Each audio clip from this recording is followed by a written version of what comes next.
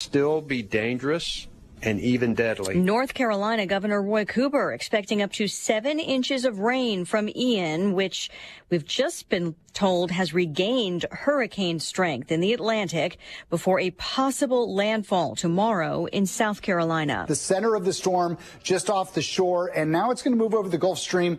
It's got warm water again. Fortunately, it doesn't have a lot of time, but because of this warm water, we're going to be watching for the potential for this to strengthen. Fox Chief Meteorologist Rick Reichmuth, and again, that is what has happened. It has just regained hurricane strength. Northeast Florida still dealing with a storm surge and overflowing rivers. Central Florida also among the areas devastated by flooding as Hurricane Ian churned its way across the state as a devastating tropical storm. Parts of Southwest Florida where it made landfall yesterday still hard to reach because of so much damage and debris. I asked one man, how's he doing? And he said, lost everything. And that's really become a common refrain around here. One person or another just saying they've lost everything, dragging what they can, in plastic containers to try and save it. Fox's Steve Harrigan in Charlotte County, where Ian laid waste to a mobile home park. A statewide effort to restore power to more than 2 million people continues. We're committed to restoring the infrastructure as needed. That is not going to be an overnight task. That is going to be something that is going to require a lot of love and care. It's going to require a lot of resources, but we're going to do it because we understand how important it is. Governor Ron DeSantis calls Ian a 500-year flood event. It's not clear yet how many residents still need rescuing or how many lives may have been lost. President Biden says he will visit Florida. For now, he's sending the FEMA chief tomorrow after signing a disaster declaration this morning. America is listening to Fox News. Do you find yourself stuck in a timeshare? Get the real facts about the timeshare industry and your options for cancellation. Chuck McDowell, founder of Wesley Financial Group, beat the largest timeshare company in federal court and has put together a free information guide that reveals the secrets the timeshare industry doesn't want you to know, including the 5 ways to get rid of your timeshare. Call now and get this timeshare cancellation guide absolutely free. Call 800-857-5656. That's 800-857-5656.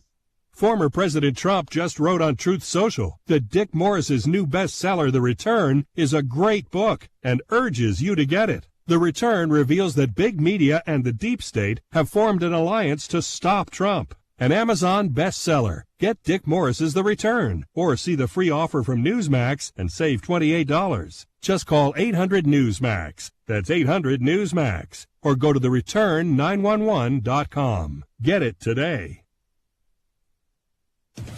Just recapping that latest advisory from the National Hurricane Center. Ian has become a hurricane once again. It's now taking aim at the Carolinas and Georgia.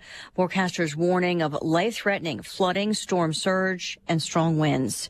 The parents of children who survived a Texas school massacre are suing the school district, gun makers, and others. In a federal lawsuit, the families of 3 survivors of the mass shooting at Robb Elementary accuse 11 defendants, including the city of Uvalde and the school district, of violations, including negligence. 19 children and 2 teachers were killed in May by an 18-year-old shooter. The suit alleges the school was underprepared despite receiving funds to improve safety. Claims city police failed to protect the victims by not following state-mandated active shooter training. And accuses Daniel Defense, the manufacturer of the gun used, of reckless marketing, citing an ad it tweeted days before the shooting showing a toddler holding an assault-style weapon. The suit seeks damages and a trial. Kristen Goodwin, Fox News. An American woman involved in a fatal crash in England appears by video in a British court. The U.S. invoked diplomatic immunity on behalf of Anne Sakulis after she was involved in a traffic accident in which 19-year-old Harry Dunn was killed. He was on a motorcycle when she hit him outside an airbase used by U.S. forces. At the time, the U.S. said Sakulis was a wife of a U.S. diplomat. She left the U.K. after the accident in 2019, and the U.S. denied an extradition request. Thursday's hearing at Westminster Magistrates Court in London was the first hearing. She only spoke to confirm her name. The judge told her she may be expected to appear before a judge in person in the UK at her next hearing. Fox's Jessica Rosenthal. Last year, Dunn's family announced a settlement in a wrongful death lawsuit. Wall Street goes back to selling amid renewed recession fears. The Dow dropping 458. The S&P hitting its lowest level since late 2020, down more than 2%. America and Lisa Brady, Fox News. Hello again, everyone. Let's check weather for Eastern Illinois, Champaign-Urbana, and vicinity. Of course, the headline weather story continues to be Ian making a slow emergence back out across the far southwestern Atlantic and off the Florida coastline, not far from Cocoa Beach and the Space Coast here during the course of the day. And then some additional, perhaps minor strengthening, just enough to get it maybe back into hurricane mode, Cat 1, before it takes a run back along the South Carolina-Georgia border there into the mid-Atlantic region. He goes, and excessive rains are forecast there through the early to middle parts of next week. Virtually no rain around here for the foreseeable future. Maybe a little frost scraping off the windshield in a couple of spots this morning. Mostly sunny. 67 this afternoon with a light northeast wind. Clear tonight, chilly down to around 39. Sunny for the day tomorrow. Highs close to 70. Not bad for the weekend. Fair amount of sunshine Saturday. Partly cloudy Sunday. High temperatures topping out into the lower 70s. We'll hover either side of the 70-degree mark with quiet, dry weather Monday through Friday of next week. For Stevie J Broadcasting, I'm meteorologist Greg Soldier. Ignition sequence start. 5, 4, 3, 2, 1. Liftoff. Check. I literally just create madness. Well, they're up. I'm going to go off here. They don't have a great quarterback. I got to take a break. I'm getting in trouble. To win the Big Ten, you first got to win the West. Bad Bunny. Have you heard his name in a while? No. Has it bothered you? No. Defensively, they got to come in with some confidence. Is that even analytics? I'm in a parking garage. I'm kind of lost. Terrence Shannon, Matthew Meyer, R.J. Melendez, Coleman Hawkins. These trophy presentations aren't over. I didn't come here to go 5-7. I'm so proud of Illinois football right now. I'm so tired of Joel Embiid. We're not taking Patrick Corbin. I want to bet the Bears. Oh. You are Reba McEntire's niece. Roshan Russell. Coach Bielma. You no longer salute to yourself. What? We got all kinds of things for you here. There's a lot of glass. Oh. Guys, we have breaking news. Uh-oh. It's the Drive. Smack Dogs. Thunderstruck.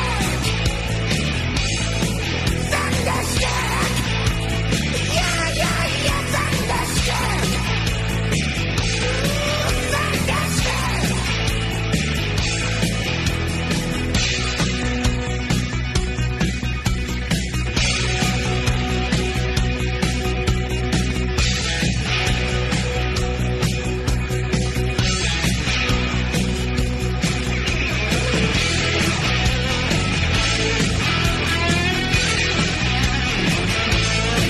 Well, good morning. Still beat up.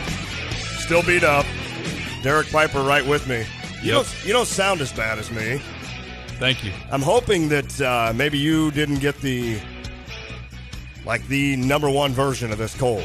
Maybe you got like the C or the number 3. I've got some time to catch up because you do. A handful of days ahead of me. Oh, man, I hope that doesn't happen. I truly do. I have no idea where I got it or, I love how people are like, well, you know what it was? I was right here. Well, I mean, you see 5,000 people a day. But I keep apologizing to you because I'm like, I think I gave it to you, and I apologize if that is the case. I meant to give it to Kyle. Do? Yeah. Right. No, Kyle's in trouble. Right. Yeah. Kyle, you're in trouble. And as I reference the Dolphins injury report where everybody is on there questionable, and that's Kyle's team, that's what we're dealing with today at the radio show. So, Kyle, you are in close-up version on YouTube right now. So smile a lot. Does that work? There you go. Do I look good at least? Yeah, you do. I think you do. I mean, I like the Illinois hat on there and everything. So, yeah, I think you look good. Hey, I got that game day spirit. Sponsor of the show. Course you did, man. That's awesome. Look, that's a good-looking hat. Is that a fitted? It's adjustable. Oh, okay. You can adjust. All right. That's a good-looking hat. It's the white. What do they call that? Like the fisherman, or I don't know. What do they call those old school hats with the webbing or whatever, the netting on the – not netting. What am I trying to say? It's not netting. You know what I mean. You can see through it almost. Yes. And then on the front, you got the blue and then the orange block eye. That's a sharp hat. I like it, man. Good job. Game Day Spirit would probably do a better job of explaining that than me. I was going to say that they're like, Kyle's has a fishing net on the side. No, it looks good, Kyle. I agree. Wait a minute. When did we start selling fishing net hats? That's bad. All right, we've got Jeff Jones coming up at 4:30, Belleville News Democrat. Jeff, tweeted out today that some of the festivities are going to be occurring on Sunday down at Busch Stadium. Of course, the final home game of the regular season. Obviously, the Cardinals will be hosting the wild card round versus the 6th seed, whomever that may be. So we'll touch on that with Jeff Jones at 4:30 today. I forgot to do homework today on who we're playing. Did you? I've looked at it some, yes. Have you? Okay. And on that note, I can mention it now. I know we're gonna break it down for a segment of who we'd most like to play in that spot and who we want to avoid if possible. But the Phillies are currently in the 6th spot, and they are trying their darndest to give it away. Really? Because they have lost 4 in a row, Ooh. and they're playing day baseball at Wrigley, where they lost to the Cubs last night, and they're currently down 2-0 to the Cubs. Look out. Going into the 9th inning. So the Cubs are helping the Milwaukee Brewers, just for the record. They are. Okay. Now the Brewers, turn around and play whom now? The Marlins in Milwaukee. So well, that's a bonus. If you're trying to if you're putting this together as a Cardinals fan and saying, I know we beat the Brewers over for the division, but if we don't want to play them because of how they're going to stack it up with Burns and Woodruff, probably game 1, game 2, you need the Phillies to step up a little bit, because I think it's a 1-game difference right now between the Phillies and the Brewers. That's a half-game difference. Half. So by the end of tonight, if the Phillies drop this one in Wrigley and Milwaukee wins over the Marlins tonight, all of a sudden Milwaukee's in that 6th spot, and you just have a rematch, Brewers-Cardinals in the first round. And then the Mets took a 1-game lead on Atlanta, right, last night. They did. So Atlanta would be the 4, San Diego the 5. They would play, a winner of that would then play either the Mets or Atlanta. And then, of course, the 6th seed is now coming down between, as you just mentioned, the Milwaukee Brewers and Philadelphia Phillies. I do not want to face the Brewers.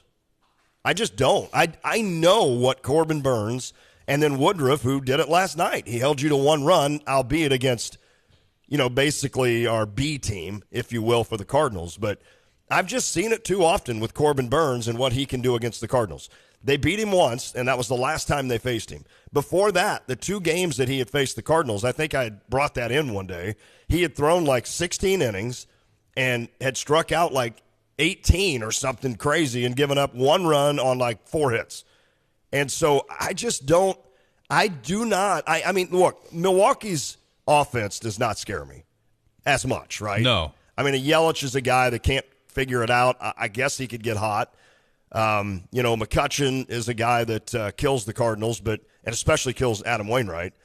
But I just don't want to face Burns and Woodruff, because I've seen this Cardinals offense against guys like that and against those guys, and it's not a pretty sight. Outside of what was the record-breaking start for Waino and Yachty, when it was almost seemed that's right pre-written that the Cardinals were going to win that game, that was the only time we've seen the Cardinals beat Burns, in the last 2 seasons, I believe. So outside of that, he's been completely dominant. He strikes out on average probably anywhere 9 to 12 guys in a start and goes 6-7 innings, and you probably are lucky to have 1 run. So I understand it.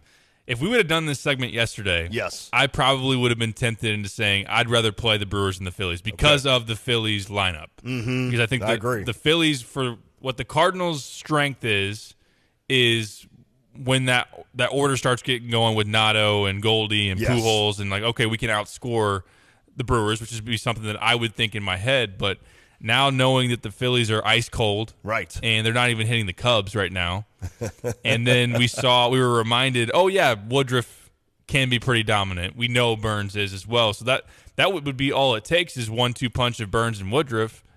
Not to say the Cardinals couldn't.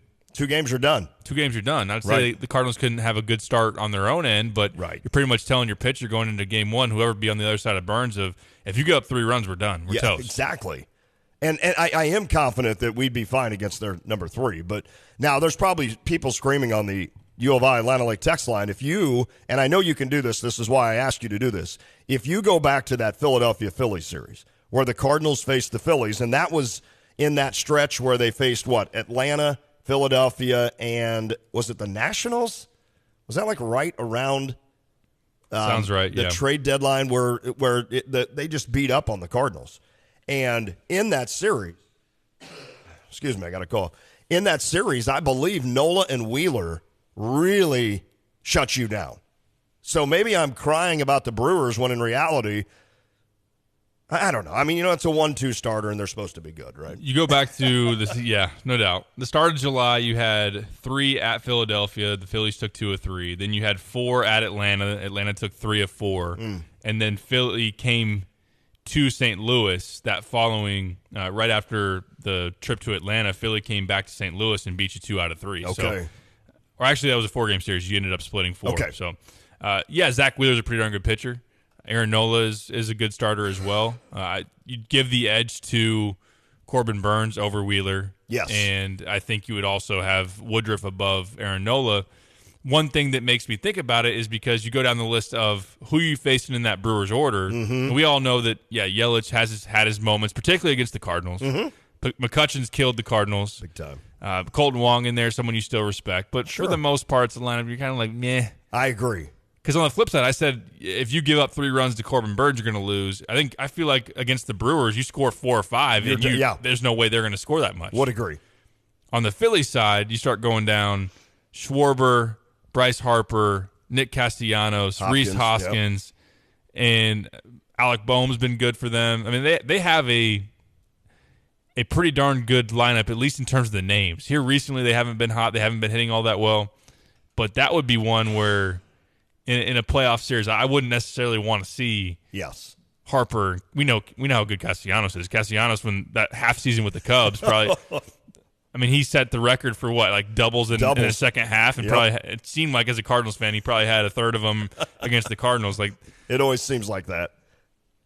It is funny. I don't know. The Boehm. I don't feel great about it, but I would say as of today, I'd say I'd rather see the Phillies just based on how things are trending for them, and because I don't want to see Corbin Burns in Game 1. Is it Alec Boehm? Alec Boehm. He's from Illinois, right? He's from like this area. Is he? I thought.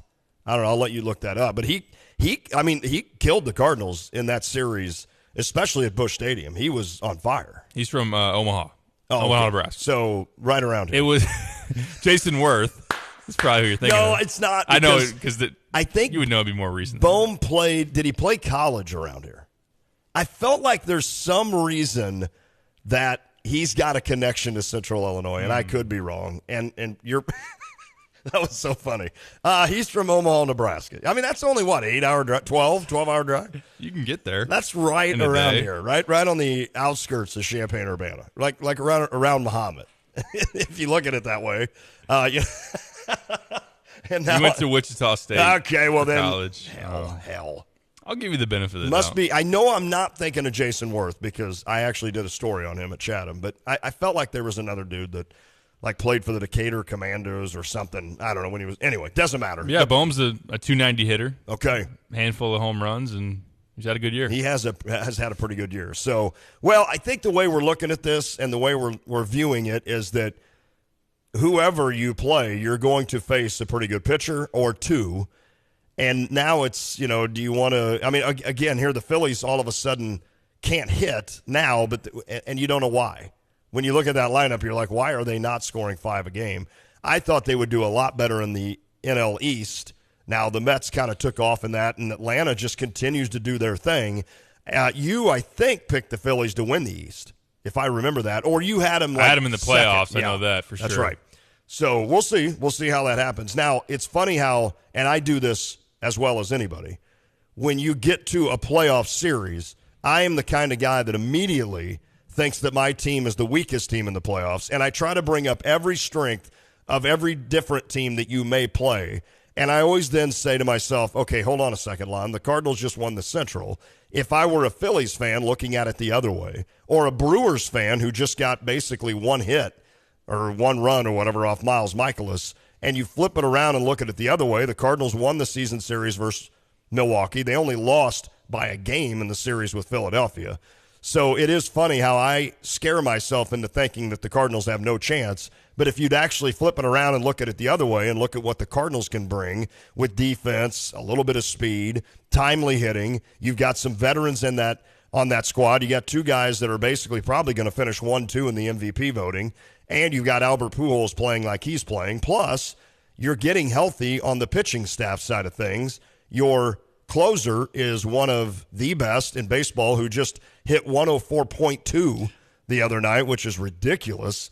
And, you know, you look at it like that and you're like, well, wait, there are a few things the Cardinals provide that could make you think, okay, calm down, Lon. I think they've got a pretty good shot. Plus, they're at Busch Stadium, and magic happens at Busch in October. Did you like that? I'm sure that I was like Chris Christopherson there. Like, we need to single that one out, and magic happens. I liked it. I did like it. My birthday's October 9th, by the way. Oh, watch out. And whenever the Cardinals have played on October 9th, they haven't won every time, but they do pretty well on my birthday. So I like it. If they're playing. I have, and I've wanted to have this conversation with you, but I'm sure Cubs fans, we have quite a few that listen to our show. They're beyond done with our celebration of the Cardinals or just going towards the postseason yet again. I understand it. Bear with us, but the thought of getting into postseason mode and having like those really meaningful at bats and Pujols is up and there's guys on and you're trying to it's like a tie game late and I'm really, really excited to see him in that situation yet again. For as much as I've knocked Yachty, and deservingly so, he's not very good with the bat anymore. He does seem like a guy that still can come up in the clutch. Now, I'll be throwing stuff around the living room if he's up and the bases loaded and 2 outs and he like hits one of those bloopers to the second baseman, which it wouldn't surprise me. Or worse, 1 out and he grounds into a double play. One of those. But yeah, to your point, hosting a playoff series is a big deal. It is. And we know that Waino in particular throws well at Busch Stadium. You'd want to see him in that type of a series. And then their lineup, while it can be maddening at times, I want to see Paul Goldschmidt get completely right because over the past month he's only hit like 250. Totally now, he started to come back a little bit here recently, but to have him going right, Nato, Pujols, you can start stacking up that order and it be one that can be pretty dangerous, but then there are the nights of, okay, Goldie's not his MVP form, and then you see like pockets of the order where you're down 6 through 9, and you got DeYoung down there, and you got Yachty down there. Right. So that's where I kind of I teeter-totter back and forth between, do I want to see a less loaded lineup in like Milwaukee, or do I want to see a team where you're going to be able to score more runs, like maybe the Phillies, where they're going to try to score with their lineup versus yours. So we haven't even mentioned the Padres yet as another option. Now they're 2.5 up on that 6 seed. They're in the 5 spot, 2.5 up. And the more the Phillies lose, they'll be 3 up. Yeah, I think they're in good shape. They're probably in a decent spot. I know Darvish would be probably who you see in Game 1 in that sense. And I've seen he's won 6 out of his last 7 starts. Okay. You'd like to probably avoid that. Musgrove and Blake Snell, they've got some good arms. It is funny, though, like listening to you talk, I was kind of in my head going, even with the lineup, and I think Ali Marmol did a great job with this year, and I think this is more prevalent now in baseball where lineups change and, you know, due to what's the term? What's the fancy term you kids use now? The war and due to analytics, I think they have a better idea of who to bat where and stuff. And I know a guy like Tony La Russa would switch things around all the time, but I don't even know. Essentially, I know that Goldschmidt will hit 3rd and Arenado will hit 4th. Other than that, I don't know where everybody's going to hit. Now, Nootbaar right now is hitting 2nd usually against a righty. But do you lead off Carlson, who has struggled since the All-Star break essentially to hit? He came through a little bit. Do you lead off Tommy Edman, who was golden for half the season, then really took a dive, and now he's kind of slowly getting himself back up there? You know, so you've got that leadoff spot. And then you look at the pitching staff. Who's your starter in Game 1? You almost have to go Miles Michaelis, don't you? I think so, because over the long stretch of the season, he's been your best pitcher. And his recent form is probably the best of anyone, too. When you look at his last 2 starts, we talked about it yesterday, when you won at Milwaukee, at San Diego, combined 1 earned run between those 2 starts. Wow. I think he's your guy. And then you can probably go Quintana, maybe Game 2. I don't know that that's as set in stone as we think, though. I'm disappointed that Montgomery, because I think if we would have had the conversation, obviously 2-3 weeks ago, he would have been your one. He would have been your number one. Because, right. I mean, he won his first, 5-6 starts with the Cardinals, and now that he's maybe, I would, if we were going down the list of crossing starters off, I would cross off Flaherty first. Okay. And then Montgomery probably next. But I'm kind of disappointed that we're not in a situation where Montgomery's that guy, but I understand he's gotten roughed up the last few times. Yeah, it's just crazy that here you are on the doorstep, And not only that, but you're in a perfect position to rest your guys. I mean, in other words, maybe not rest, but you're in the perfect spot, the Cardinals are, to set your order, to set your pitching order. Now, the one thing that I do like about this Cardinals pitching is there's depth, right? Like, if you told me, okay, you just beat Milwaukee in 3, and you're going to start a series against the LA Dodgers with Jordan Montgomery, right? Who 2 weeks or a month ago or 3 weeks ago was your number one. That's the one thing I do like in terms of, because what happens in this new format, it really puts the advantage to the 1 and the 2 seed in both leagues, because the Dodgers now are going to sit back and have this rest. Now, I understand some say that's an issue, and I get it, but they're going to watch as the Cardinals and who, let's say Phillies, battle it out and use at least their top 2 starters and maybe their third. Mm-hmm. So essentially, you're going into an LA series best of 7 with your 4th guy. But if you're the Cardinals and all of a sudden I tell you, Derek, look, the last time Flaherty faced the LA Dodgers in a postseason, he was unbelievable. And now he's your starter in game 1 of the NLCS. I'm sorry, NLDS, I guess would be that. Or you're going to have Jordan Montgomery or Adam Wainwright to start game 1 against. So there is that depth part to where if the Cardinals get past that first round, like Milwaukee doesn't have that. They are loaded Especially up front. With Peralta hurt. Right. They're loaded up front, and then I would not feel good about if I were Milwaukee starting a series against the LA Dodgers with your 4 and 5 guy, because I don't even know who it is. Hauser and maybe Hauser. I don't even know. That's the one thing that the Cardinals do have a little bit of an advantage on, is that if we can't even figure out who should be the 1 and 2, that means you've got some depth in that pitching order, and that would bode well, I guess, a little bit for starting that second series. It sets you up to be more competitive if you can get out of that first round. That's because good. We don't have the top end starting pitching that. Now, when you compare it to Milwaukee, when you compare it even to, would I rather have Zach Wheeler or Miles Michaelis? I'd rather have Zach Wheeler. Would I rather have Yu Darvish or Miles Michaelis? I'd rather have Yu Darvish. Good call. Even these teams that you're going to face, we already know the answers when you do it with the Dodgers and the Mets in particular with Scherzer and DeGrom. But yes, it does help if they're able to get through that first series, then match it up where now the Dodgers are going to be sitting there with Tony Gonsolin, whose ERA is like 0.8 on the year, and against whoever you're going to throw in that for, and you're playing at LA. That's right. That's not going to be an ideal situation. But yeah, to your point overall, it helps that they've built this starting pitching depth to sustain through a postseason, and it certainly helped your stretch run where you're not having these holes in the rotation either as you try to win a division. But yeah, it's interesting as you try to plug and place these different guys, because I don't know how to think about Waino right now with the whole dead arm situation, and they're talking about, well, we kind of would like to rest him, but we know you're supposed to pitch through this too. It doesn't even seem like the people in the Cardinals, Ali Marmol talking about it, or those around the organization know what to do with him this late. And I just hope it's not, for as good as he's been at an age where he's not supposed to be this type of pitcher, I hope the wheels didn't finally fall off. And maybe it's just kind of that routine thing that happens to a lot of pitchers. I'm hoping that's the case versus the former. And here's the funny thing, to wrap it up. Isn't it funny to think that if there's one guy mentally that is sitting in that dugout an hour before a start in a huge game, who would you want? It'd be Adam Wainwright. Oh, he'll be fine there. You're right. I mean, that's the funny part. It's not the idea. I mean, that dude's going to go out and understand. I mean, he knows how to pitch, and he's faced everybody, and he's been in every situation you can count on. Any situation you think you can come up with in baseball, Adam Wainwright's been in it, including as a rookie facing Carlos Beltran, who, as any team, if you're the Cubs, if you're a Pirates fan, if you're a Texas Rangers fan, and I said another team, you would tell me exactly who on that team knocked you around more than anybody. Well, Carlos Beltran was that guy. He beat the Cardinals up so bad, and here comes this skinny rookie named Adam Wainwright out of the bullpen to strike out Beltran looking, essentially, to go to the World Series and end up winning it. And it's like he has been put in every position you can think of. He's not going to be rattled.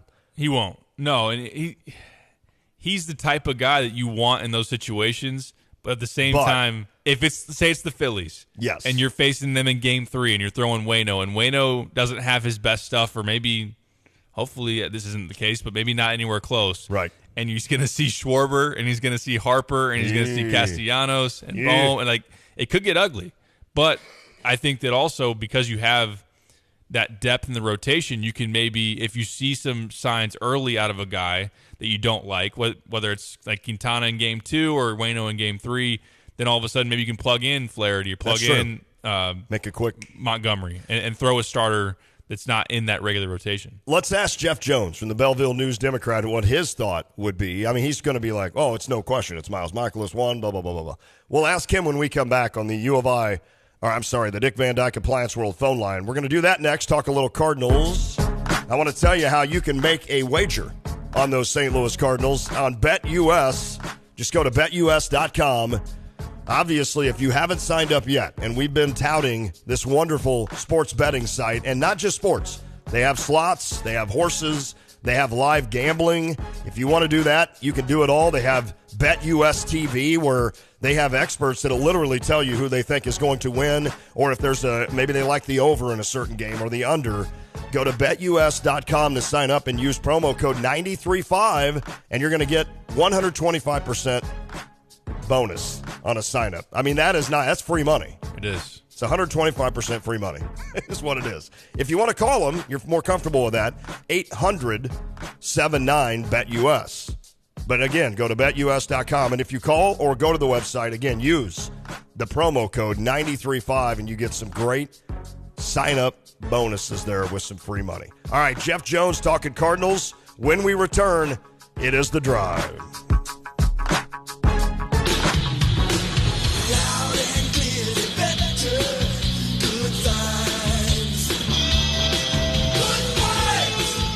Hi, this is Steve from Good Vibes, and I'm here with Luke Goody. He's got some pretty goody vibes himself. Well, Steve, when your name is Goody, you want to live up to it. Let's see. In high school, you scored 1,480 points, snagged 600 rebounds, and nearly 300 assists in 100 games. That's pretty dang good, E. It's different at the college level. They're all pretty dang good. That's why I work so hard at it. Hey, your competition is Division I. Our competition is Amazon and Best Buy. No question, competition makes you better, and so does practice and hard work. I always want to get better. That's how you win. And we want to sell better stuff like LG OLED TVs. That's a win-win. Better processing, better panels, accurate color, make shows and sports look better. Oh, so the orange and blue will look just like you're at the game.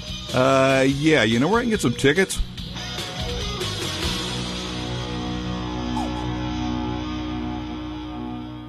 Long's Garage in Urbana and Jasper Engines and Transmissions offer cost-effective solutions to your present engine or transmissions trouble. Avoid a costly new car purchase or high lease payments by putting new life into your present vehicle. Let Long's Garage install a Jasper remanufactured engine or transmission with a 3-year, 100,000-mile nationwide warranty and available premium service plan. Call Long's Garage at 367-3942. Long's Garage, 217-367-3942. Kelsey Furniture in downtown Tuscola sells Tempur-Pedic beds. What's it like? I'm going to tell you right now, Stevie, that thing is the best thing I've ever slept on in my life. My wife and I both have said we've never had better night's sleep. And the people at Kelsey's were fantastic. Brian is the guy that helped us. You know, as much as I did my research, he had a world of knowledge about beds themselves. Oh, man, it's like sleeping on a cloud, man.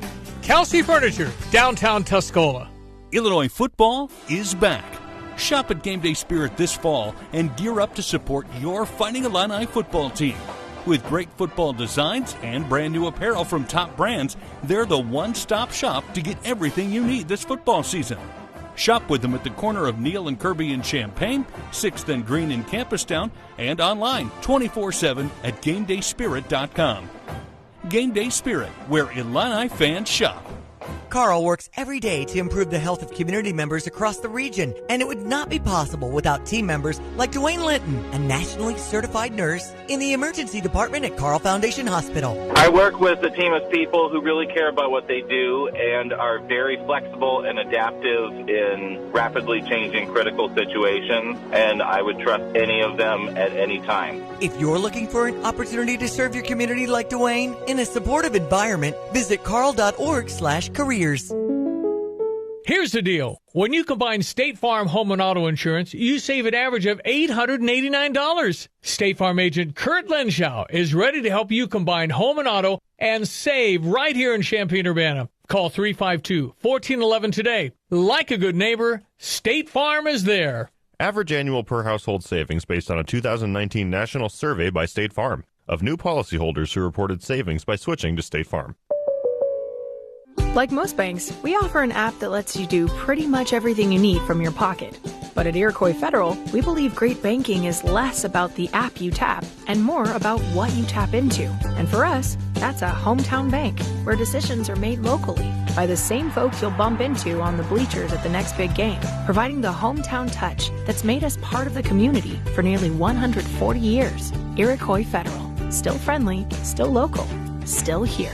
Member FDIC, Equal Housing Lender. Flowers equals smiles equals happiness. Think love with flowers. The Blossom Basket florist can put a smile on everyone's face with a beautiful spring floral creation. Let their flowers make you a hero. Flowers are always affordable for all occasions, from simple to simply magnificent. Visit them online at blossombasket.com or come into their store at 1002 North Cunningham Avenue in Urbana. The Blossom Basket florist. The florist you pick. If you want a steak, I mean a steak, prepared the way you want it, you've got to go to Long Branch Steakhouse. Hi, it's Jay Lehman. It's been over a year since I was introduced to Donnie at the Long Branch Steakhouse in Gifford. And when I want a great steak, that's where I go. And the sides, the Brussels sprouts, the mac and cheese, and the salad with Donnie's secret frog dressing. Long Branch Steakhouse in downtown Gifford. Open Wednesday through Saturday from 5 to 9 p.m. There's always room for the Long Branch Steakhouse. Hey, Illini fans, it's Georgia B. Catch my boys Lante and Derek Piper weekdays from 4 to 6 on The Drive. Boom, boom, brr.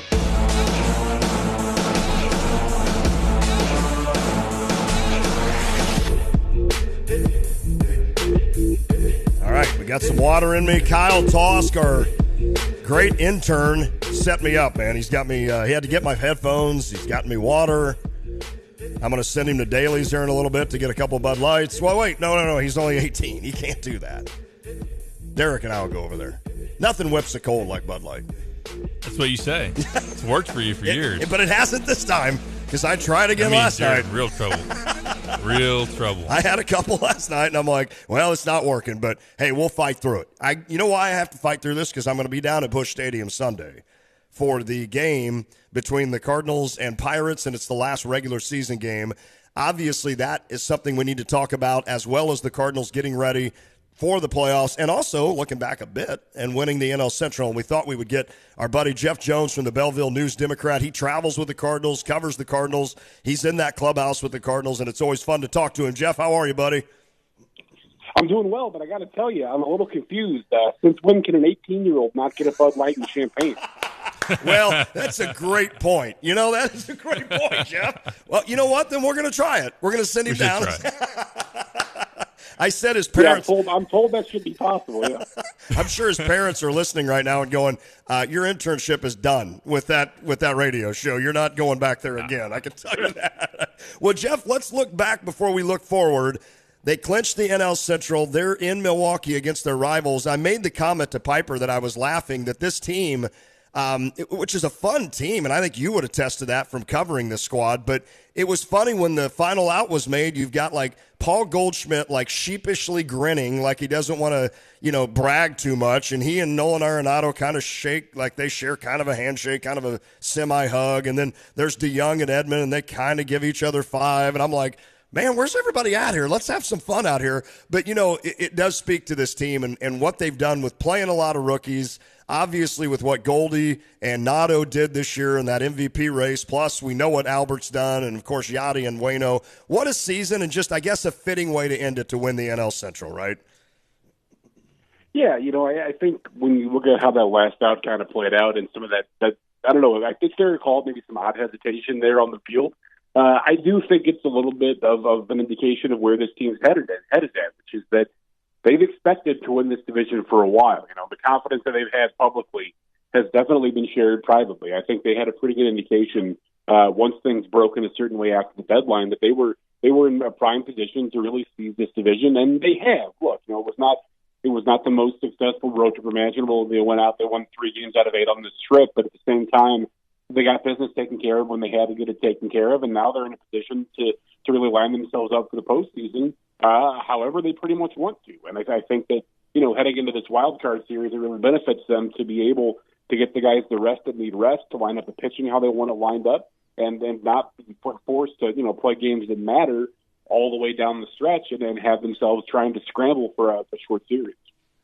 Jeff, we saw Miles Michaelis deal in that clincher for the NL Central, and he's had 2 really good starts back-to-back on the road against the Padres first and then against the Brewers. He seems to be the guy that you'd stack up number 1 in a postseason series. How do you imagine, and maybe there's still some figuring here down the last week or so, that would stack up for the Cardinals in a series 1, 2, 3 in that first wild card series? Yeah, I think the big giveaway here was when they altered the rotation to that 2-game set in Milwaukee. On turn would have been Michaelis and then Flaherty. They made the decision to go Michaelis and then Quintana for that 2-game set, and I do think those are the 2 guys you'll see lined up to pitch the first 2 games of a wild card series. As good as Michaelis has been, Jose Quintana has been every bit as good coming down the stretch here, and has yet to allow 2 runs in a start as a Cardinal. More than 2 runs in a start as a Cardinal. That's an awfully good way to look at the stretch that he's had since being traded from the Pirates. And so when you look at what the 3rd game of that series looks like, a lot of that is going to depend on matchups more than anything else. I think right now, actually, as of this afternoon, with the Phillies getting swept at Wrigley by the Cubs, that's a dead tie for that 3rd wild card between the Phillies and the Brewers. If that ends up being the Brewers and it's a game at Busch Stadium, interesting to consider whether Adam Wainwright would be a candidate for that. I think that probably they would stay away from Jack Flaherty in that instance when you consider the success that Milwaukee's had against them in the past. If it does end up being the Phillies, then you're having a conversation, is it Flaherty because there's more swing and miss and Flaherty gets more strikeouts, or is it Jordan Montgomery because you want the lefty in there when you consider the Phillies are going to have Schwarber and then they're going to have Harper, and with a lefty starter, maybe you can do a little bit to tamp those guys down when they're really going. So I think it's fair to say that 1 and 2 are fairly set at this point, and 3 can go any one of 3 directions. Jeff, we had this conversation to start the show about if you were a Cardinals fan sitting back and trying to pick and choose who you'd rather play versus the Brewers and the Phillies, and as you mentioned, for that to be a tie now for the 6th seed, you probably won't see the Padres unless something crazy happens, but in your estimation, who would be the best matchup between those options for the Cardinals to see in that first-round series? Yeah, I think it's the Brewers. They're a better matchup for the Cardinals by a pretty significant margin for a couple of reasons. Number one, when you look at sort of, how close that race is, it's pretty likely that both the Brewers and the Phillies are going to be playing games that matter right down the wire, which means they're not going to have much ability to set their pitching up. And when you look at the way the rotation is set now for Milwaukee, there is, believe it or not, a way that the Cardinals would miss Corbin Burns, or at least Corbin Burns on full rest in a short series against the Brewers. And so you're talking about Brandon Woodruff, and then, the Brewers flipping coins, crossing fingers, trying to patch together more innings.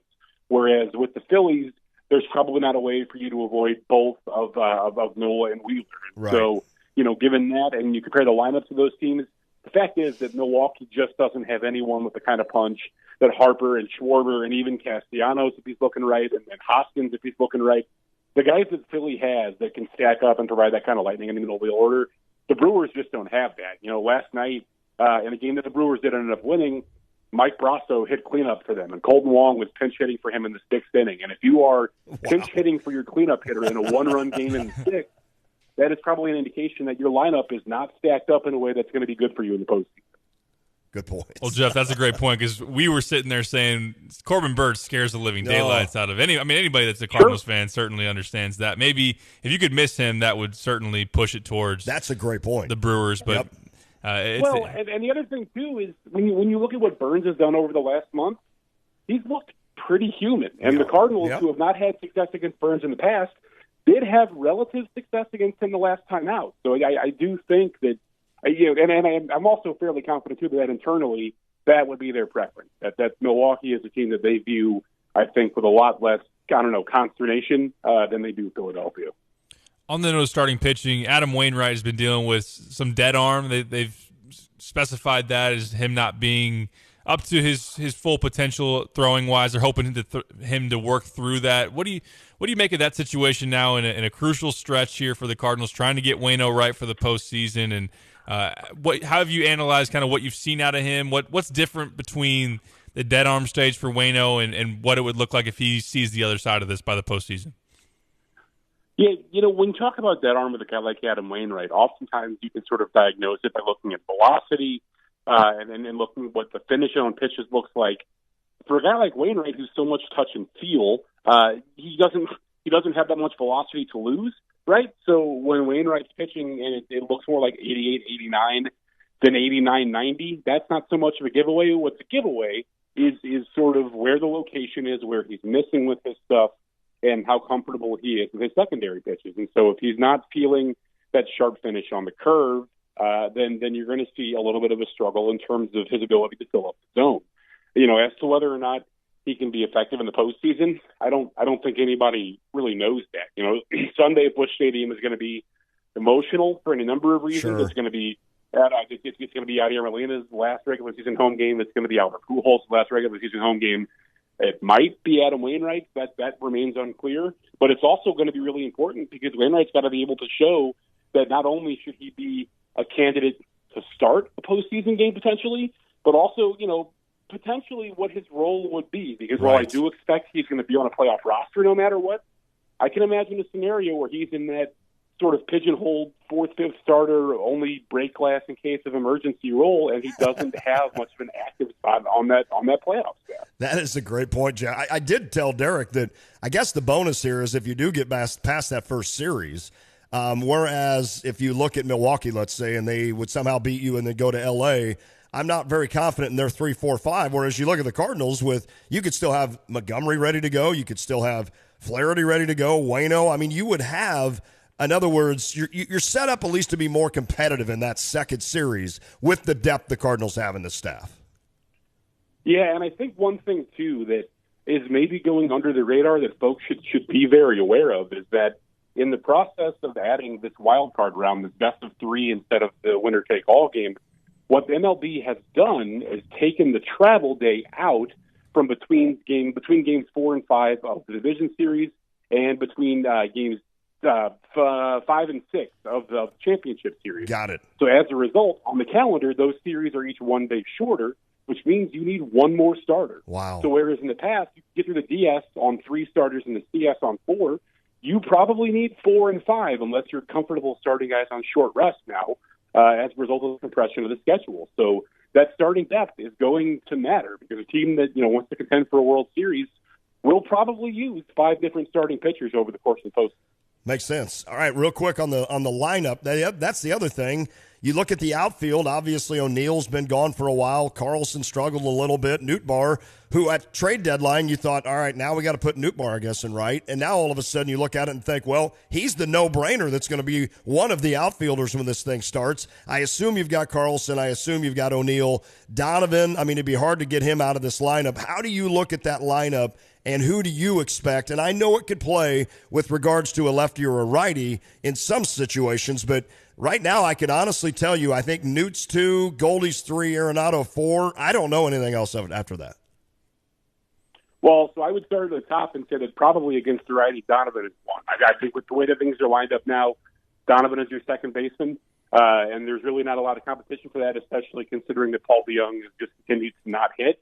So you're going to have Donovan playing second with Edman at short and then probably leading off against the righty. In terms of what happens with the outfield, I think that you're right that it's Nootbaar and right, that it's Carlson in center. Carlson had a couple of doubles hitting left-handed in Milwaukee. That's encouraging, right. Getting him to be able to contribute from that side of the plate. The question is going to be what's happening in left field because whether or not Tyler O'Neill is back for the postseason is an open question at this point. They've been pretty guarded about what the deal is around his hamstring. He's been able to take some swings. He's been able to start running in a straight line, but, you got to run in some crooked lines and cut a little bit and do some starts and stops. And coming back from a hamstring, and, he's had some soft tissue lower body stuff that's been difficult for him to get over so far this year. So if he's not available, then I think it's an open question as to, which of Dickerson, Yepez, and Burleson, frankly, see some of that time in left field. And, Dickerson probably has the advantage there in terms of incumbency, in terms of having that veteran presence. But Dickerson also just snapped an 0 for 26. That, amusingly enough, was bookended by a single off Hunter Green and a single off Brandon Woodruff. And in the middle, he went 0 for 26. So what do you know? But I do think you'll see Dickerson out there. I think that you'll see Yepes against the lefty, and they will mix and match and try to basically shield the defense as best they can. Jeff, to backtrack a little bit, Albert hitting 700 last Friday. To do it 699, 700 consecutive at-bats. Just curious your thoughts on that accomplishment, how he did it, the scene there in L.A., and if you have any hot takes on it being on Apple TV and streaming, Lante would welcome that as well. So as far as the Apple TV thing goes, there were a lot of people that were up in arms about that. And frankly, look, Apple cut MLB a big fat check to air those games. There was no chance we were going to give those up. That's sort of how that goes. I think, honestly, out of all of that, I do feel bad for Dan McLaughlin, who lost the opportunity to call that live on television. That is really who I feel bad for. The rest of it, I mean, I'm old enough to remember, barely old enough to remember when the games stopped being on Channel 11 and people hated it, that they were all going to be on cable, and how dare you take the over-the-air games away. It's the same deal, right? There's always something new. They're always somewhere else. I understand the frustration. The game's free. Can you buy a TV that's not a smart TV now? I don't even know that you can. I think that I think that people have access to the games if they know, if they know enough. You got grandkids, they can get you on. Right. They'll figure it out. Hey. But the moment itself, couldn't be happier for Albert, couldn't be happier for baseball. It did sort of feel, coming down the stretch, you looked at that L.A. series, and it seemed like, Dodger Stadium is probably where this is going to happen, and it's not at all surprising it worked out the way that it did. Incredible. Yeah, hey, let me be old, Jeff. Don't you be ripping on me because I'm old. No, you as old as you like. I can, believe me, I remember the righteous anger when the 1 week game that, that used to be on Channel 5 all of a sudden was on cable, and it's like, yeah, you know what? The world's changing, man. The TV doesn't have rabbit ears anymore. Exactly, yeah, change with it. All right, we've kept you way too long. Last thing I want to ask you real quick. Sunday, it so happens I'll be there, but if we have a lot of listeners around here, and by the way, you want to follow Jeff, you can tell from listening, he brings the goods when it comes to the Cardinals. Follow him on Twitter, @JMJones. Sunday, if you're going down, I know they're going to honor Pujols and Molina, and obviously a little tricky with Waino, although you're going to get, when you go in, you're going to get a little portrait of Waino and Yachty. What would you suggest? A guy like me normally goes down, hits Ballpark Village about 30 minutes before I head over. Obviously, I'm not going to want to do that this week. Yeah, I think a way to think about it is to treat it the way that you would treat a playoff game. I know a lot of times they have big rallies and whatnot outside of the stadium. I'm not sure if there's going to be much of that going on, but I'm sure there will be folks going around. I'm sure there's going to be a really good energy, especially Sunday, of excitement for folks who want to take in the environment, who want to see all that they can see with these guys. And, look, if you want to get that bobblehead, you better get in line, right? Because that's going to be pretty crazy. So if you're wanting to secure your collectibles, that's another good reason to get there pretty early on Sunday. But I think that it's the sort of thing where it's really hard to describe. I think what Sunday is going to be like, and when you look at the history of the Cardinals, there aren't a lot of, or really any, instances where you have two guys who have defined so much of the franchise, potentially three, sort of walking away at the same time. So however the postseason works out, but you go to a playoff game and you never know if there's a tomorrow. You walk into that game on Sunday and that's the last chance you're going to have to see those guys in a regular season game. I'm certain the Cardinals are going to do it right and send them off in unforgettable fashion. So get down early, get a chance, walk around, take in the atmosphere, and then give yourself plenty of time to get in and settled and enjoy the ceremony. Great stuff. Jeff Jones has a day off, and we're bugging him.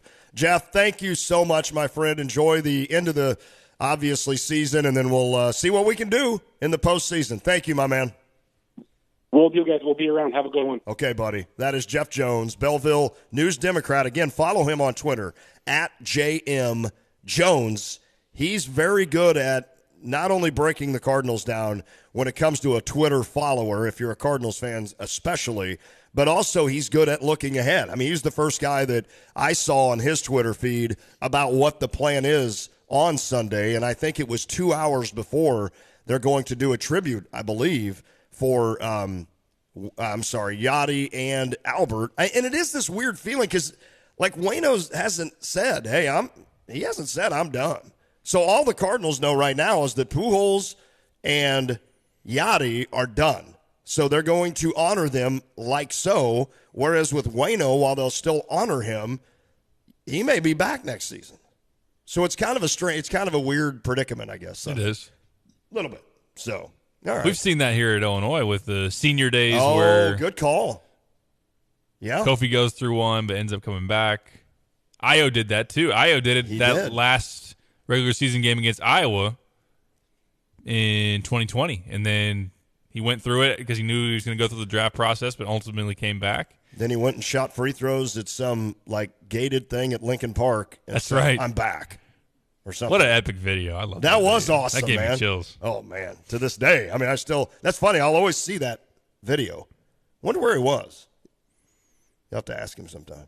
He's gained 8 pounds muscle. Yes. He's I bet he's realizing, and look, he was unbelievable his rookie season.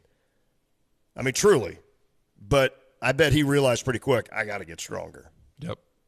No, he had a heck of a rookie year for sure. And now Lonzo Ball might be out. They've said that he got a decent chance to come back this year, but his rehab has taken way longer than expected. Got it. He's not going to be ready for this season. And the point guard spot, they went out and got Dragic, who's how is he still playing? He's 45 years old, but he can still shoot it for sure. And then Caruso and Io. Io's going to get what he deserved. Yes. A decent amount of minutes at point guard yet again this season. That's going to be awesome. All right, Derek Piper, BetUS.com. I need you to pull that up.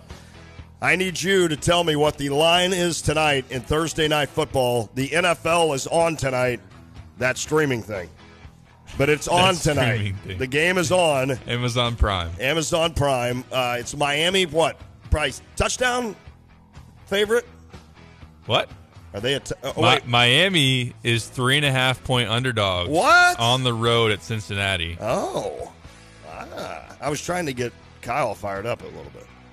3-point underdog. Well, 3.5. 3.5. They got the hook. So if you want to make that bet, I'll tell you how to do it for free. If you want to roll with Kyle's squad, you can get Miami plus 165 on the money line. Ooh, that's pretty good. And here's why you do that. I'm going to give you free money to do it. Go to BetUS.com, sign in, have your information, your financial information ready. I mean, I say it like you got to give them your everything. You just have to have your bank number, etc. But use promo code 935, and they're going to give you a sign-up bonus. So you're going to get free money that you could put on Kyle's Miami Dolphins tonight. They're 3-0. Could they be 4-0? They just beat Buffalo. Why wouldn't they upend the Cincinnati Bengals, who have struggled through 3 weeks? BetUS.com. I know we're going to whip around the NFL, and I'll give you the reason why they would get beat tonight. But, I'm not going to mess up your sales pitch here. Okay. BetUS.com, promo code 935. We are back. Jim Leonard, Wisconsin defensive coordinator, had some cool stuff to say about this Illinois Fighting Illini team, and also Brett Bielema coming back because Brett Bielema recruited him, and we will whip around the NFL. Lot to do. We're back. It is The Drive. Here's a look at local news. I'm Joe Miller. Hurricane Ian made landfall over Florida yesterday as a major category storm. It's still there. The storm strengthened yesterday over the Gulf as it moved towards Florida. Max sustained winds of 150. The state prepared for life-threatening and catastrophic impacts. It's there through tomorrow. A Pana High School student taken into custody yesterday after an alleged threat against the school. The community school district number 8 officials say Pana alerted them to the threat to school safety was posted on social media. An investigation by police led to one student being taken into custody. State paying off a debt it racked up from the pandemic. Governor Pritzker announcing this week will pay back $450 million of the state's loans from the Federal Unemployment Trust Fund. Pritzker credits Illinois' record low number of employment as the reason the state can use the money to pay off debts. Illinois' unemployment rate at 7% in the month of August. And that's what's happening today. You're up to date from the Stevie J Broadcasting Newsroom. I'm Jim Miller. If you need insurance, you gotta go to Insurance Providers Group. They can help you like they've helped me. Hi, it's Jay Lehman. Insurance Providers Group can get you a quote on all aspects of personal, business, agricultural, life, and health insurance and employee benefits. They represent many insurance companies that allow them to provide you with the most competitive rates and the best coverage. Call Kyle Lewis at 217-352-7080 or email Kyle at ipgins.com or go to the website for a quote at ipgnis.com. Illinois football is back. Shop at Game Day Spirit this fall and gear up to support your Fighting Illini football team. With great football designs and brand new apparel from top brands, they're the one-stop shop to get everything you need this football season. Shop with them at the corner of Neal and Kirby in Champaign, 6th and Green in Campustown, and online 24/7 at GameDaySpirit.com. Game Day Spirit, where Illini fans shop. You're listening to WSJK ESPN 93.5 Tuscola, Champaign-Urbana, your home for the St. Louis Cardinals. Category 1 storm. It's about 335 miles southwest of Cape Fear, North Carolina, with maximum sustained winds of 75 miles per hour. It's expected to approach the coast of South Carolina tomorrow, and that has officials on high alert. They're urging people to be wary not only of the rain, which could potentially drop up to a foot of water here in this area, but also the storm surge, several feet anticipated, so they're warning people about that, and also the high winds, which could lead to a multitude of power outages. Fox's Molly Line in Charleston, South Carolina. Ian made landfall yesterday morning in Florida as a Category 4 hurricane. The city of Fort Myers, one of the hardest hit areas. More than 2 million in the state are still without power, and thousands are trapped by flooding from storm surge. The people in Florida are very resilient. They're strong. They bounce back from these incidents. I made some trips out through some neighborhoods, and while people said, well, I lost this, we got this happen, they usually ended it with, but I'm glad to be here.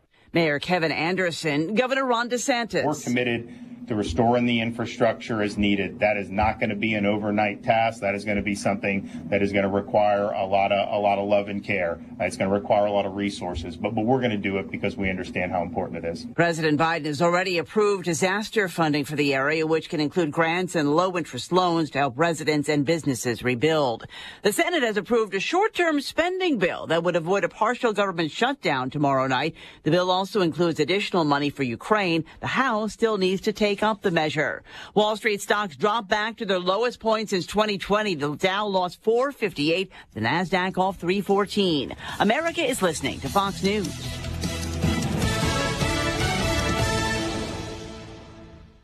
Do you find yourself stuck in a timeshare? Get the real facts about the timeshare industry and your options for cancellation. Chuck McDowell, founder of Wesley Financial Group, beat the largest timeshare company in federal court and has put together a free information guide that reveals the secrets the timeshare industry doesn't want you to know, including the 5 ways to get rid of your timeshare. Call now and get this timeshare cancellation guide absolutely free. Call 800-857-5656. That's 800-857-5656.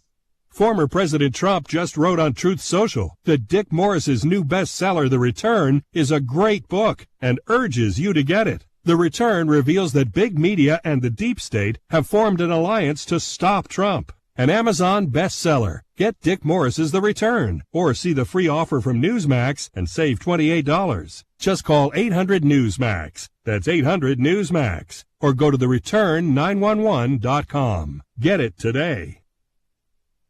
The family of a young woman killed in 1999 is appealing the release of the man who had been convicted of her murder. A lawyer representing young Lee, the brother of Heyman Lee, files a notice to appeal a judge's decision to vacate the murder conviction of Adnan Syed. It doesn't list a basis for the appeal, but says the family was denied the right to meaningfully participate in the hearing. Heyman Lee died by strangulation in 1999. Syed, her 17-year-old ex-boyfriend, was arrested, convicted in 2000, and sentenced to life in prison. Released last week after the Baltimore City State's attorney cited new evidence in the case. Reps saying their responsibility is to ensure that justice is done and the right person is held accountable. Prosecutors have 30 days to decide if Syed will be retried, his case becoming the topic of the hit Serial podcast. Kristen Goodwin, Fox News. Michigan lawmakers will allow clerks to pre-process absentee ballots ahead of the midterm vote. Michigan, one of few states that allow no-excuse mail-in ballots, and state officials will begin processing absentee ballots 2 days before the November 8th election. Under legislation approved this week, election officials would be allowed to remove absentee ballots from their outer envelopes, though wouldn't be allowed to remove secrecy sleeves or count votes until 7 a.m. on Election Day. The measure also increases ballot drop box security, including cameras, and requires county clerks to remove deceased voters from voter rolls monthly. It awaits a signature from Democratic Governor Gretchen Whitmer. Jeff Manasso, Fox News. Amazon says it will soon start selling a device that can track sleeping patterns without having to wear a wristband. The device, called Halo Rise, uses no-contact sensors and artificial intelligence to measure a user's movement and breathing patterns. When those are analyzed, they can help you see the quality of sleep that you get at night. I'm Lisa Lacera. This is Fox News.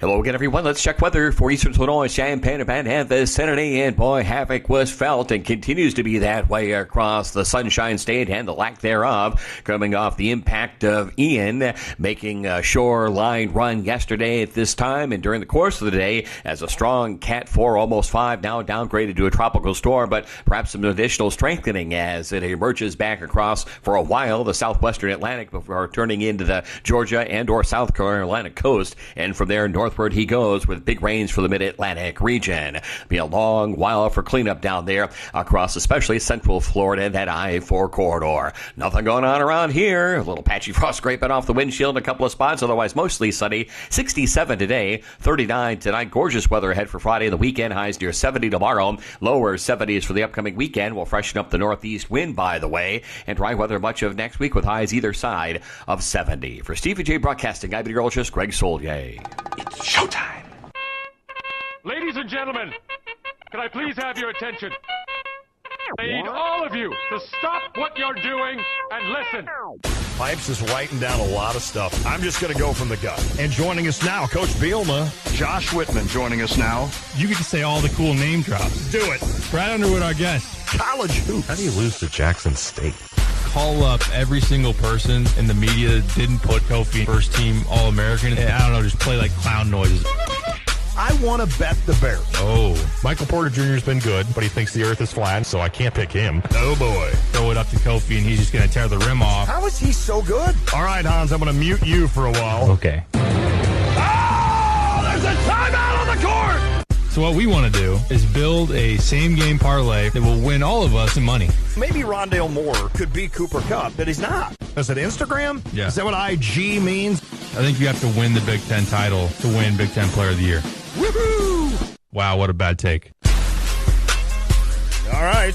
It is The Drive. Good evening. The Drive with Tay and Piper. I am Lon Tay. He is Derek Piper. Kyle Tosk, our intern, is here today. He's going to be joining us bottom of the hour as we whip around the NFL, get you ready for this weekend. Brett Bielema met with the media today. We'll hear from him tomorrow. Still efforting a Wisconsin dude or girl, person. Either one. Either way. We're open. Yes, we are. So we will hopefully get you their side of things. We are going to hear from Jim Leonard, their defensive coordinator, one of the best in the country, coming off his team getting embarrassed in Columbus, Ohio, by Ohio State. But Jim had some good stuff today on not only his team getting lost, but getting blown out, but also about this Illinois squad, and then about Brett Bielema coming back to Wisconsin. I know from reading the Illini Inquirer the other day, and Jeremy had interviewed, I can't remember, it wasn't Jim Polzin, but it was someone else, who basically said it's really a non-issue up here about Coach B coming back. So, I mean, I don't think it's like a non-issue, but it's not as big, in other words, as maybe we're making it for Brett to go back to Madison. But he said, Derek, I want this to be about the team, and I think that's the right way to go about it. Absolutely. I wouldn't imagine there would be some kind of big animosity on either side. Right. They got a good run out of Brett Bielema. He didn't leave the program in a bad spot. They've continued to have success since he left. Leonard, by the way, has a great bite on that. Right. Exactly what you're saying, yeah. And then on Brett's side, it was his choice to walk away. So, he shouldn't feel burned or spited by Wisconsin. Maybe in his mind he felt like Wisconsin could have paid him more. Maybe in Wisconsin's mind, I would imagine if I was a fan of the Badgers, I would say, why are you leaving for Arkansas when we've gone to 3 straight Rose Bowls? We have just as good a chance to win a national title at Wisconsin as you do at Arkansas. It's not a step up. Like you're not going to a better program. Good call. So we'll see what kind of reception he gets. I know in reading and Jim Leonard spoke to it, and some of the quotes coming out of Wisconsin is like, it wouldn't be a total shock if there were a smattering of boos when he comes out on Saturday. But at the same time, I'm sure Brett has mostly good memories of being there, and I think that Wisconsin fans would have mostly good feelings towards him as well. You know what we could do? Let's play Jim Leonard about that, since we're talking about that. Let's play Jim Leonard. He was asked, again, defensive coordinator for Wisconsin, asked about having Brett Bielema coming back home, essentially, to Madison for this game. I mean, to me, just was his energy coming in. It was different, just different on how he coached, how he approached players, the conversations he had with you was just different, right? Not saying better, worse, but that was kind of the number one thing going into my senior year. We knew we had a talented group, especially on defense, and you just kind of felt that energy, the confidence that he brought in.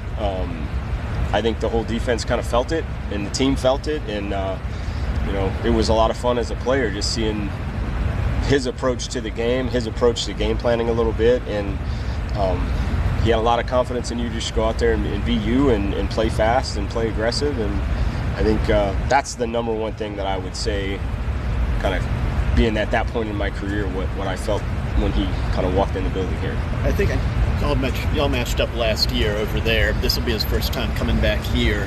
What kind of reception do you expect him to get? Has enough time passed that you think, or do you think it'll be any different? I mean, I would anticipate him getting booed, just because that seems what fans do nowadays, whether right or wrong. I mean, obviously he had a great run here.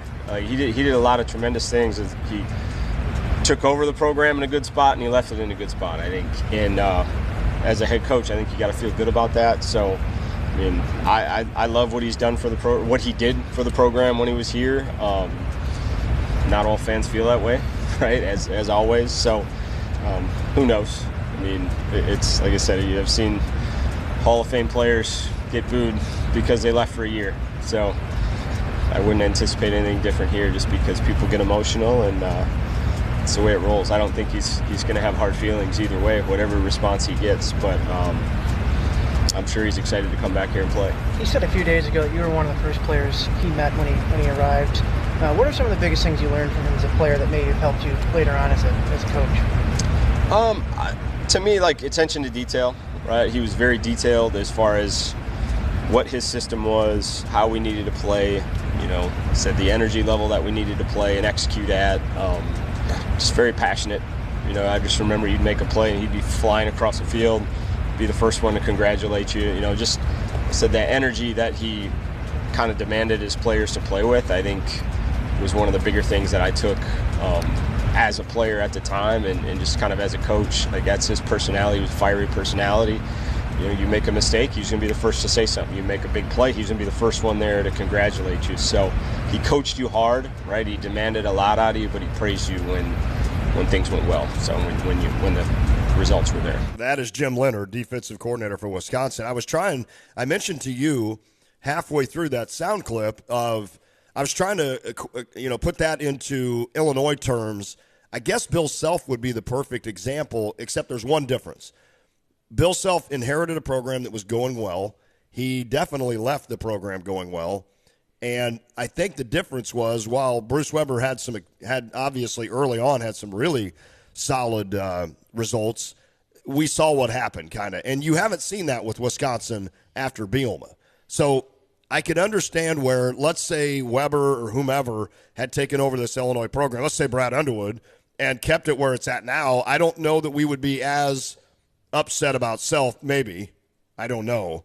I can't speak for everyone. But that's kind of how it is in Wisconsin, in the sense that, all right, why are you leaving, dude? Like you said, 3 Rose Bowls, but yet Paul Chryst has come in and done a wonderful job, and that's probably making it easier for them to kind of mmove on. Yeah, the years after Brett Bielema left for Wisconsin, starting in 2013, they went 9-4, 11-3, 10-3, 11-3, 13-1, 8-5, 10-4. Okay. Wisconsin. So they're still Wisconsin. Yeah. And before Brett Bielema, they had Barry Alvarez being the one that laid that foundation of them being a really, really good football team.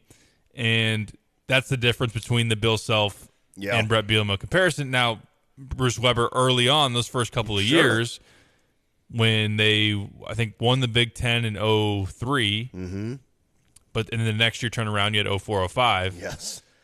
But once the cycle of, Bill Self's players aren't here anymore, then it wasn't the same program, and then it led to the end of the Weber era, the Gross era, and then all of a sudden you're nationally irrelevant and you're trying to climb back up in the Big Ten. It's a good point. It's a very good point. I'm trying to think of other reasons why they'd be mad at Brett Bielema other than him just jumping ship and them saying, wait, why are you leaving us? We're a better program than Arkansas. One difference between Brett Bielema, Wisconsin, versus Barry Alvarez, Wisconsin, was winning once they got to the Rose Bowl. The three Brett Bielema teams now won his last year. Alvarez actually coached that Rose Bowl because Bielema had already announced he left, but they went to 3 Rose Bowls under Bielema. They lost all 3. They went to 3 under Alvarez. They won all 3. Okay. Well, there's a big difference. And I know that another thing I had read is that, Bielema has not made this about him coming home. And I think that's helped a little bit, according to the Wisconsin media, in the sense that, he's not sitting there trumpeting like, well, I'm going to go up to Madison and show them what they're missing and, this kind of stuff. He's making it about Illinois going up there. Now, speaking of this Illinois team, we feel, Jay Lehman and all of us, Derek, feel like this is a different team. Illinois is a team that is built now to compete against some of these West studs that in the past have had their way with the Illini. And you look at a couple of different results where, like today, I watched a little bit of that Ohio State-Wisconsin game, and I started, jotting notes down about the offensive line of Wisconsin or how easy this was for Ohio State. And then finally I was like, what are you doing? Why are you comparing essentially what Ohio State did against Wisconsin as to what Illinois? Stop. So I went to the Washington State versus Wisconsin game, and what struck me is that the Wisconsin offensive line, not as good as we're used to. I know we automatically just, we just crown them, as Denny Green used to say, just crown that offensive line. Now, they're still good, but there were a lot of times where Washington State was getting a lot of penetration. I'll say this, they were bringing 5 up front, like Ryan Walters likes to do, and they were blitzing those other guys. And it was turning out to do pretty well against that Wisconsin team. And then Graham Mertz threw, it was a little slant to the outside. His receiver's wide open. He throws it right to the Washington State guy. So, I feel like there's 2 things. I feel like we as Illinois fans, and really a lot of people in the Big Ten, automatically assume that Wisconsin has the best offensive line in the country, or at least in the Big Ten, and they're going to run it down your throats. They may still do that. I don't know. I don't think that's the case. We also assume, after watching Graham Mertz look like Drew Brees the first time he ever played Illinois as a freshman, that he's going to come out and pick us apart. Maybe he will. Yep.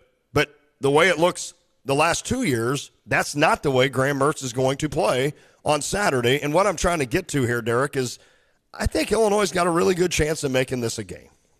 I think they do too, and even the Vegas line of being 7 would speak to that as well. The one thing I would add in on the Illinois side that I'm trying to, I think there's all these different points of evidence of how you're trying to predict what's going to happen on Saturday, and certainly the Ohio State result, Ohio State ran for 270 yards, and then C.J. Stroud throws for 5 touchdowns. They lit up a Wisconsin defense. So then maybe even saying to yourself, Illinois has nowhere close to the amount of talent as Ohio State offensively. This is not the same Wisconsin defense. But then also to the point of Washington State, that was a lower scoring football game. That was 17-14. I think Washington State really struggled to run the ball there. They did. So then it was kind of their traditional, okay, this is probably a stout run defense by Wisconsin. How is Illinois going to be able to run on them? But on the other side of it is you put Mertz in situations to throw the ball. They don't, number one, don't have very many playmakers in the passing game. Not even in the traditional really good tight end they've had year after year. Cundiff is that guy, but he's not as good. Right. And Mertz is going to make mistakes if you put pressure on him. He has not handled blitzes well. He throws to the other team too often. Good call. The one thing I would say on the Illinois side of it is, based on Illinois only allowing 8 points per game so far defensively, and how dominant they were against Virginia, who had 5 new offensive linemen and not a very good running attack, and then Chattanooga is, are we sure Illinois' defense is the top of the top or one of the top in the Big Ten? Okay. That still needs to be proven against better offenses, better challenges ahead of them. They haven't faced a top-notch rushing attack yet. You're right. And this last year, all you have to do is go back and see that Wisconsin ran for darn near 400 yards against them last year. Great against the same Ryan Walters defense with a lot of the familiar faces. So that is where I'm at. I don't think that Wisconsin's just going to run it down Illinois' throat. I don't think they're going to put up 35. I think Wisconsin scoring 35 is a tough task for them. Would agree. Because of the quarterback and because maybe their offensive line isn't the same. But I'm also wondering, I still think Illinois has to show that they're that good defensively. Yes. Look, they deserve all the credit that they've gotten, and look, they've been spectacular. But this is a tougher task, and you have to be able to win in the trenches in this game. That it's a much tougher task to do so than what we've seen in recent weeks. Well said. Well said. And the other thing that we talked about yesterday is this is a Wisconsin team coming off a absolute browbeating. I mean, they're not used to that. They're not used to just getting run off a field, and that's what happened with Ohio State. Jim Leonard, defensive coordinator for the Badgers, touched on that and also this Illinois offense. We learned a lot about that group, of what they can handle. And now it's, how do you make the next game plan better, right? How do you snap back? How do you rally the troops a little bit and kind of move that one past and put them in position to go play fast and play confident, which we had been doing, right? And all of a sudden it didn't show up on that game. So trying to identify the issues that came up, how do you fix it, and let's roll, right? Illinois doesn't care. They're actually pretty damn excited. We got some things we got to fix because they're coming in here as a very confident group. Speaking of Illinois, last year they did not throw the ball well. You guys were able to shut both their passing game and their running game down. It looks like they're better at throwing the ball this year, and they have Chase Brown. What makes them more difficult to defend this year than maybe last? I think the offense is very well designed. I think they create a number of issues. They know what they do well. They do it really well. They play fast and confident in that, and then they have a lot of things to try to slow you down. Okay. Right? It's a lot of eye discipline on the back end. For instance, their runs and RPOs, or their screens and their shots. Like, it all plays off of each other really well. So that's the number one thing I see from the offense is they do a good job of trying to force you to be disciplined, one, but two, like, hesitant, and they take advantage of it. They do a great job. A lot of creative ways to create space on the outside for receivers and create one-on-ones for that quarterback and kind of identification on what he sees in the coverage. And they're playing with a lot of confidence. And it's definitely a different group, right? You can kind of see the confidence on tape, the physicality on tape. And to me, it starts with them with the backs. They're a physical group. They run hard.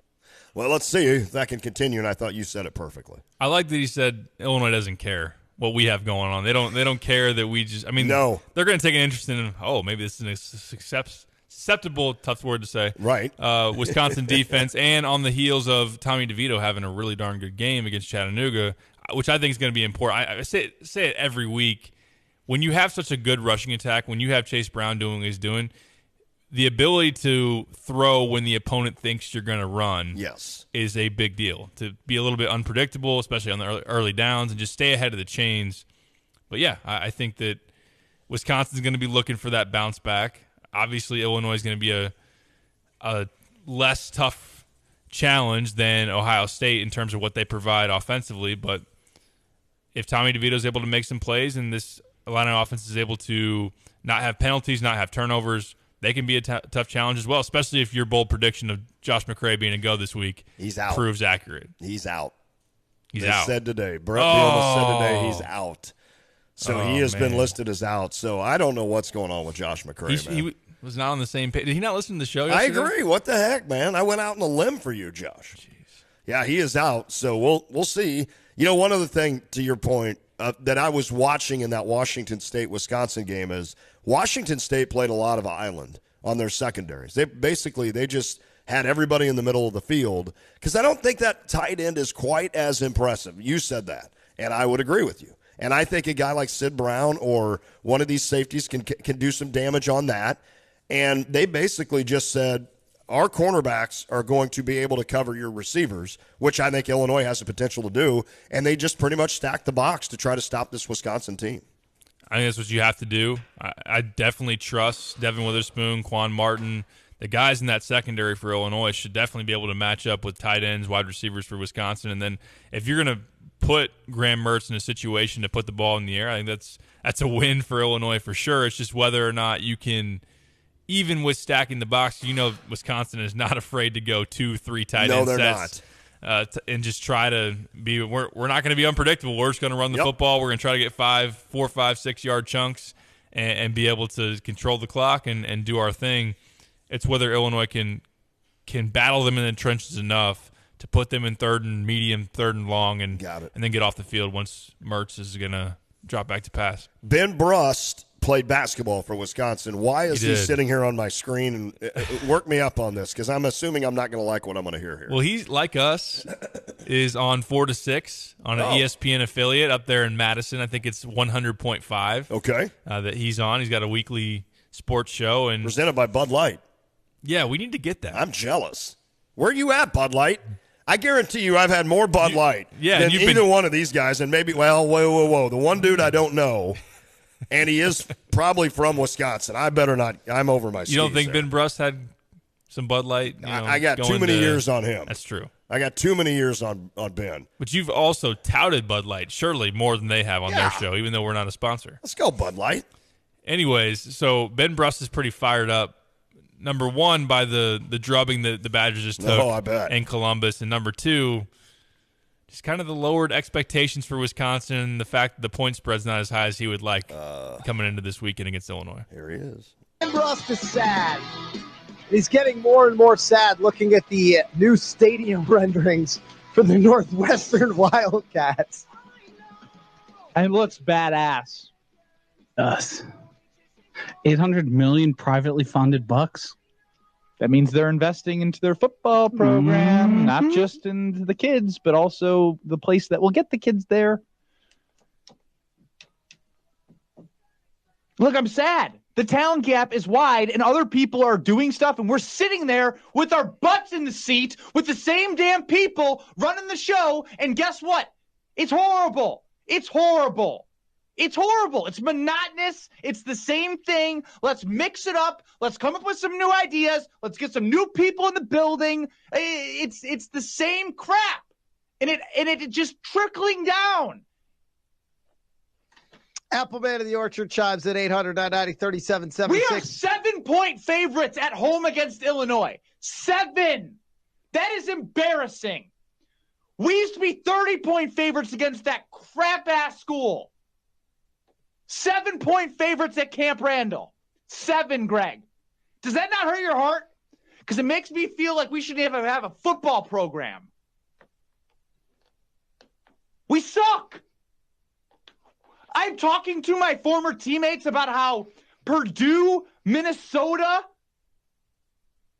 and there's another school in Iowa who stinks, could potentially beat us. Iowa can't score. We suck. We need to do something. And I know we just had Tauscha, he's like, there's all these.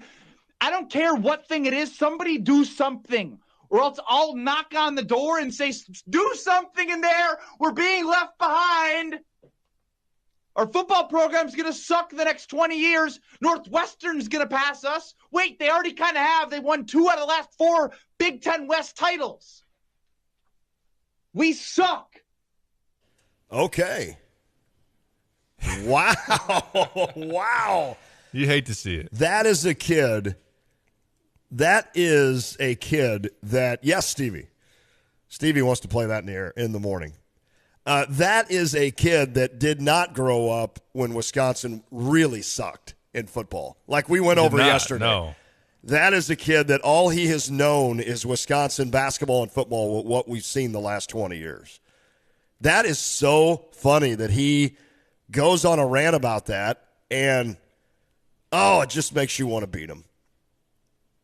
It just makes – of course, I don't need to hear a basketball dude talking about the football program, but there again, he knows it. Wow, that's pretty he went off. He went off there. He's unhappy.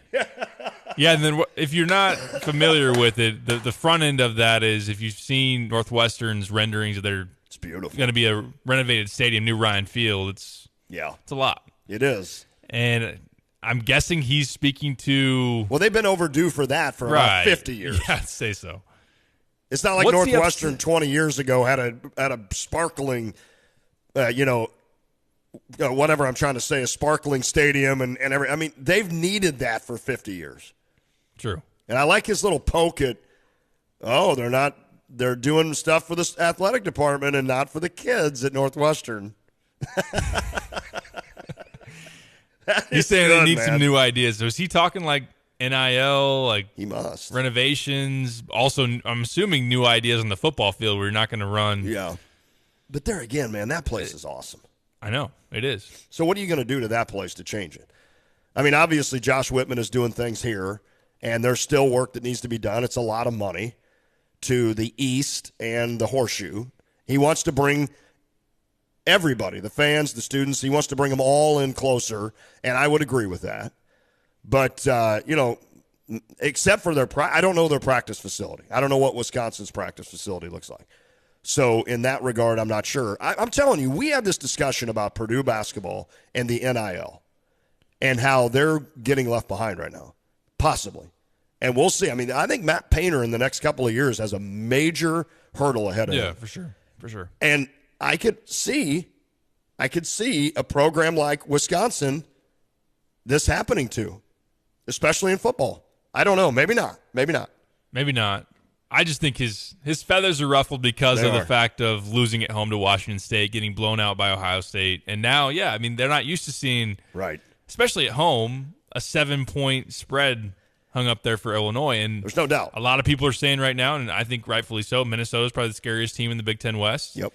Iowa's having horrible issues at quarterback and their passing game, and they are still kind of on that same line as Wisconsin, not necessarily a huge separation of, Wisconsin's definitely going to beat Iowa. Right. The funny thing is, in terms of, we get jokes for how spoiled Cardinals fans are. Mm-hmm. You know how spoiled Wisconsin fans have been? Well, you just heard it. How many times in basketball they've finished in the top 5 in the Big Ten in the last, 20 years? Well, you just heard it. You heard it, right. Let me ask you this. Take out the COVID season 2020 when they only played 7 games. How many times in the last 15 years has Wisconsin football won less than 8 games? 1. You're right on the money. 1. Unbelievable. Most of those, you're seeing a lot more. Instead of 8 or 9 win seasons, you're seeing a lot more 10 win seasons, 11 win seasons. I'm telling you right now, this spread of 7 or whatever it is, I know that has something to do with Illinois. I get it. I think this is a better team. I think Vegas is seeing that, and they understand that this is a competent team that can win and stay competitive in the West. And I think wins at Penn State, a win at Minnesota last year, I think they get that, right? But that spread, don't kid yourself, is more about this Wisconsin team not being very good or as good. Like, if that spread was going to be 20, then maybe 7 of that is Illinois being better, and I think 13 of that is that Wisconsin's just not as good. And, Vegas is not wrong very often. They're not. If they say that this is going to be a 7-point game, then this is probably going to be a game in the fourth quarter. And that's something that Illinois fans, a lot of times in the last 20 years, we're not used to up at Camp Randall. Right, and I think if you are also – those that are into betting probably follow the way the spread moves. Once it opens up, it opened up at like 9 or 10, and it's moved down to 7. So the people that are betting the money, especially those that Vegas respects, have taken Illinois money. People that liked Illinois at more than a touchdown, and now it's a touchdown spread. It's a good call. I don't have my U of I and Illini Lake text lineup. What are some of the people saying about that? Let's see. Are they fired up about – I mean, Ryan says after hearing that line, I think Ben Bruss drinks more than you do. Lon claimed to have drank more Bud Light, but I think that I can promise you I've drank more Bud Light than Ben Bruss. It's not even close. Not even close. 217 says entitled Wisconsin kid. Yep. Yeah, I mean that's what it is, and they deserve that. I mean they have been, and he was part of the reason why they are entitled. He was out there busting his butt and winning games. So he's got a chance to brag about that. Him and his former teammates probably also don't like the fact that Wisconsin went from winning 15 straight against Illinois on the basketball floor now to having a 4-game losing streak. See, there you go. Held above their head as well. Right. You've got this new era of kids, your age and down. This new era that has no idea that Illinois used to dominate Wisconsin in both basketball and football. They have no idea. So you can imagine how I felt. I probably felt like Ben when Wisconsin started turning this around. Now we can pull some clips. Now the difference is they've done it in both sports. Illinois always had that in basketball, right? I mean, so when Wisconsin started beating us in basketball, I'm like, hold on, time out. What the hell's going on here? But in football, it's not like Illinois ever had this run like Wisconsin's on now. They've never, maybe back in the day, right? Back in the day. With that Pete Elliott, I think it was Pete Elliott. Right? I think Ray, did he take over for Ray or Ray take over for Pete? Either way, I mean, I could understand that. But, I mean, to me, you know, when Wisconsin basketball all of a sudden is winning 15 games in a row against Illinois, and I'm sitting there thinking, are you kidding me? And it's not just the perception of what Wisconsin looks like, because a lot of times that plays into it. Let's be honest. They've got 5 kids out there that are not as fast as everybody. They run 40 seconds off the clock. Not highly recruited. That goes into it. That goes into the frustration sometimes for a program that normally does well against Wisconsin to say, well, why are they beating us? They have no reason to beat us. Well, they're really good at basketball. But the fact that it flipped to where this program, Illinois, which is as proud as what, any top 20 program in the country when it comes to basketball over the entire time that basketball's been around, for that to start happening to this program where Wisconsin's beating you 15 times, now that blew my mind. That's where I would have been saying, we suck, and I probably did. And if you needed another reason to want to see Illinois go get a win in Madison on Saturday, I want him on our show. He can't, though. He's same time slot. We could just maybe merge it where it's live on both. That would be awesome. We could maybe pull that off. But yeah, to hear what Ben Brust would have to say on Monday. Wow. We can all hope. I kind of want to hear that. I want to take it from against that crap ass school. There it was. We used to be 30-point favorites against that crap ass school. That's us. 7-point favorites at Camp Randall. We've got 7. We used to have a cow bin. Does that not hurt your heart? That you could see into their stomach. I feel like we should have a football program. We beat you to that. Wisconsin, you're all about cows. We suck. You're the ones that should have a cow walking around campus that you can look in at their intestines. No. We did that. Minnesota. We did that at Illinois. Not you. Not you, cheesehead. Can you believe he's saying we're to the point we shouldn't have a football program? No. That's funny. You know what, though? That's good radio. It is good radio. Yeah, it definitely is. That was good radio, man. He got me fired up. That's awesome. All right, are we going to whip around the NFL? Let's do it. We're supposed to. Because Kyle came in today instead of yesterday, just for that. This is how Kyle is, man. He's a good kid with this fish net hat that he bought at Game Day Spirit. I'm kidding, McLean Stall. I'm kidding. He does have a new hat, though, from Game Day Spirit, and it looks nice. And we'll talk about that next because they are actually covering our next segment. It's going to be brought to you by Game Day Spirit. Can I also really quickly mention? Yeah. Mark on the U of I line text line says, "You sound like Tim Brando." And I can't stop laughing. He said, "Does Lon have a cold or allergies?" Because he actually sounds like Tim Brando. And I can't stop chuckling to myself at that. How old is Tim Brando? He's got to be like 70, man. That's awesome. Yeah, it's not allergies, I don't think, unless that can change. I've never had issues with allergies. It is a cold. It's like I can confirm it's a cold because you can't pass on allergies. No. Right. So, Timmy Brando, baby. Hey, I'd take Tim Brando's career earnings. I bet it's pretty good. I'll even effort that. See if we can find that on Wikipedia. I probably need to pay Wikipedia. All right, we're back. We'll whip through the NFL. It is the drive. If you're a truck driver or know a truck driver, listen to this. Gale Frericks Trucking is looking for regional drivers who can also help with the harvest. Help with the harvest, drive in the Midwest, and always be home on weekends. Gale Frericks Trucking is hiring a regional driver who can help with the harvest and offers great pay and great benefits. Work for a local company who values your time and your family. Gale Frericks Trucking wants to talk to you. Just email Dixie@gftlog.com. That's Dixie@gftlog.com. Starting physical therapy at Mettler Center has never been easier. No doctor's referral is necessary since Illinois is a direct access state, and we are in network with all major insurance providers. At Mettler, we accept Health Alliance, Blue Cross Blue Shield, United Healthcare, HealthLink, Medicare, and most recently, Aetna and Cigna. If you are in pain or struggling with an injury, we invite you to schedule a complimentary 30-minute consultation today to see if therapy is right for you. Learn more at MettlerCenter.com. Like most banks, we offer an app that lets you do pretty much everything you need from your pocket.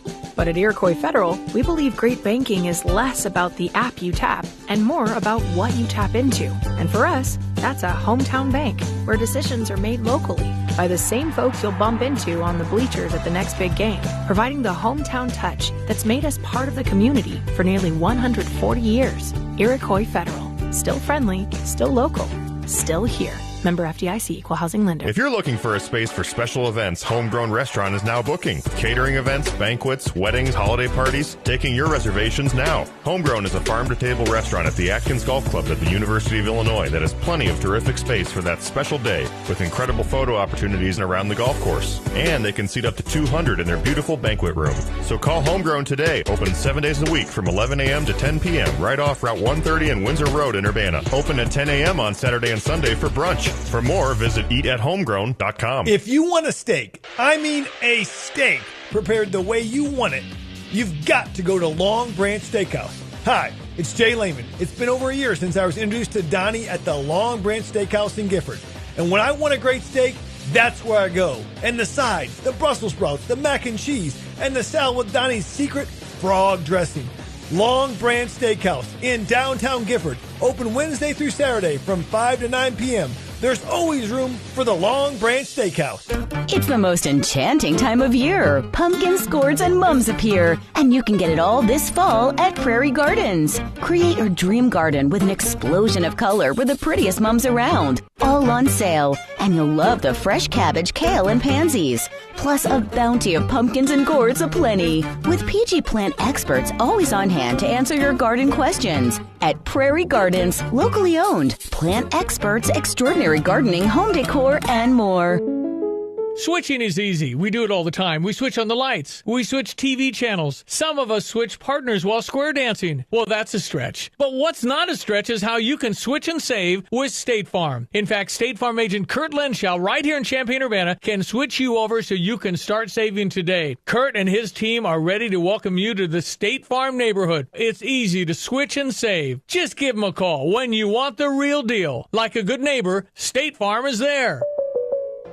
The U of I Alumni Association has some special things planned for Homecoming Week, October 9th through the 15th, including the FAA Friends and Family Celebration on the 12th, a global talent show at Spurlock Museum, and a concert from Neon Trees at the State Farm Center. Ludacris has a show as we wrap up Homecoming on the 15th. The parade will be Friday night, October 14th at 5:30 with a Sky Show finale at Grange Grove. Learn more at uiaa.org. Go Illini! In an ever-changing real estate market, it's important to work with experienced agents. Russ and Nick Taylor with the Taylor teams at RE/MAX Realty Associates have the knowledge and expertise to get your home sold for the most amount of money in the shortest amount of time. Trust the experience and success of Russ and Nick Taylor with the Taylor team at RE/MAX. Give them a call today at 217-355-0700 or visit them online at taylorboys.com. That's taylorboys.com. PDR Automotive in Urbana is a locally owned repair shop, and they've now serviced over 250,000 vehicles in their near 50-year history. Now, that's more than 4 times the size of a sold-out Memorial Stadium. It's more than all Division I athletes in the country combined. That's more than the entire population of Champaign County. That's more than, well, you get the idea. When you turn the key and the car won't run, call 367-9481. They are what's best for your truck or car. They are PDR. Hey, Illini fans, it's Georgia B. Catch my boys Lante and Derek Piper weekdays from 4 to 6 on The Drive. Boom, boom, brr. I did not mean to hit that, Pipes. I jumped the gun. Let me tell you about BetUS. If you're interested in getting some action in tonight's game, Bengals, Dolphins, or any sporting event coming up, baseball, college football. College football tonight, I bet. Yeah, Thursday night football for college football. Usually 2 games, so you could do a Lante 3-game parlay. Oh, that sounds dangerous. Maybe I'll look into that. If you're going to do that, betus.com is about to do it. Sign up today. Use the promo code 935 to make sure you get that 125% sign-up bonus. Throw in $100, get $25 for the casino, and then a free $100 for the sportsbook as well. You got to do it. You got to go to betus.com, or you can call them. Lon knows the number better than I do. 800-79-BET-US. There it is. And if I'm going to give you a pick right now, Joe Burrow over 272 passing yards. Ooh. I like that tonight. Lucas, my oldest, is in California training right now with his job, and he has the company card. So he's heading out tonight to a Hooters. I'm like, that's a Tay for you. That a boy. That's your boy. So he's like, hey, can you ask Pipes to give me a couple of individual wagers to do on BetUS? Some prop bets? Yep, some prop bets. I can't even remember the word. So he wants some prop bets to do on BetUS so he can watch the game at Hooters and gamble. Good man. I feel like I've raised. Good man. Wow. That probably says a lot about me. Probably says a lot about me. All right, Kyle, what's up, buddy? What's up? How does it feel to have a number one, be healthy, and then number 2, have your full voice? What is that like? It's pretty great. I was sick a couple weeks ago. I was supposed to go, but it wasn't with a cold. So I got it from you. No, I had the stomach flu a couple weeks ago, which is just awful. I'd rather have this. Yeah, I would too. Although the stomach flu, if there's going to be one positive, you're probably going to lose weight, right? Because you can't get off the toilet. I would assume. And Kyle's thin I don't think anyway. Kyle needs to lose any weight, though. No, he doesn't. No. The stomach flu needs to hit guys like me. Let's be honest. But I think Bud Light does a good job of warding that off. So, but otherwise, you feel good. Yes, I do. He's got a 3-0 football team. Yeah, he does. I don't know if that's going to continue tonight, though. We'll have to see. Oh. Well, let's get to it. We're going to take you through the NFL schedule. This is a dream for every listener. I'm not going to talk much because I can't. I just simply can't. So, Kyle, take it away, my friend. All right, we're going to have to go pretty quick through these. Let's start with tonight. Kicks off on Amazon Prime Video. Dolphins taking on the Bengals. This is the first matchup between Tua and Burrow since that epic Alabama-LSU game in college. Good note. Good call. I mentioned it earlier. The spread seems kind of weird for a team that's 3-0. I know they're on the road. And as you dig more into it, I can understand why the Bengals are favored as they are, because the Dolphins injury report is just ridiculous. They have at least like 20 guys on here. Do they really? And it makes sense because they just 4 days ago were playing the Bills in 95-degree heat. They were on the field, their defense was, for 40 minutes against Josh Allen and company. And now they got to turn around and play Joe Burrow and the Bengals, who haven't hit their stride yet, but did have a nice bounce back into the Jets. I like the Bengals tonight. Okay. I did bet 3.5 earlier today. I don't love it in terms of like laying that many points, but I could see this being a show out for the Bengals against a tired Miami defense. And one thing that stuck out when I was looking through some stats, the Dolphins defense is like bottom 5 or 6 in the league in pressure rate so far. What's killed the Bengals? It's sacks and just Burrow getting banged up. If the Dolphins aren't going to get there in the backfield and mess up Burrow, then I'm sure he's going to be comfortable and have a really good game tonight. So I like the Bengals. What he said. I will ask you this. Bengals win this game in your mind. So Burrow, you've already said, goes over what, 275 you thought? I think he will, yep. What receiver? Is it T? Jamar, yeah. Or is it Jamar? It's hard to go back and forth between those. I mean, Boyd's even had a couple of good, solid games. I got burned last week. I bet Chase over yards, and it was Boyd that had a big touchdown, and then Higgins, I think, went over maybe even 100. Okay. I like Chase anytime touchdown. Okay. You get that at plus money. And I maybe would do, if you're going to do one of those same-game parlays, put Chase in there in some capacity. I don't know if you're going to take his over 75.5 yards in general straight up, but like throw Chase 50+, maybe a touchdown for Chase, Burrow over 275, and Bengals win. I like it. Can I ask Kyle real quick, who's an anytime touchdown scorer for the Dolphins in your mind? I like Tyreek Hill because there's some beef going on between him and Eli Apple, the Bengals corner, going around. They called him out last week. Well, so here's what I'm going to do. I'm going to put together exactly what Pipe said, and I'm throwing in Tyreek Hill to score. All right. Kyle, are you on board with the Bengals winning tonight? I'm not saying you need to. I'm just curious your thoughts. That is a quick turnaround after Buffalo. I'm very nervous about it for the reasons you mentioned. The fact that the defense just was exhausted last week. A lot of guys banged up, but I'm riding with the Dolphins. Why not? 4-0, come on. Let's go, kid. We got a London game this week. Vikings Saints, 8:30 a.m. Central kickoff. Looks like Andy Dalton's going to get the start for the Saints. Red Rider. Here's the funny part. Of course, this would be the early morning game. And, of course, I don't know if Dalvin Cook or Alexander Madison is going to be my starting running back. I need to look. I mean, they may have said Cook's out. I don't know. They're saying he can play. Just for us fantasy owners, can a guy just be hurt or not? Like, if you're just going to get me 5 carries, you're not doing anything for me. Then again, I'm reminded that it's not about fantasy, not about betting. I know. Give me, I don't know in that one. Give me Minnesota. I'll take. I know.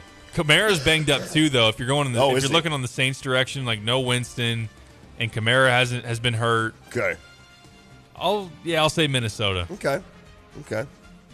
Well, we got a game that might set football back 100 years with the Bears and Giants, two teams that can't throw the ball. Is that necessary? Is it necessary to throw the ball these days? No, I don't. The NFL is you don't totally need to do that. No. You guys are right where the NFL wants you to be. That was a good call, Kyle. I'm actually looking forward to this game.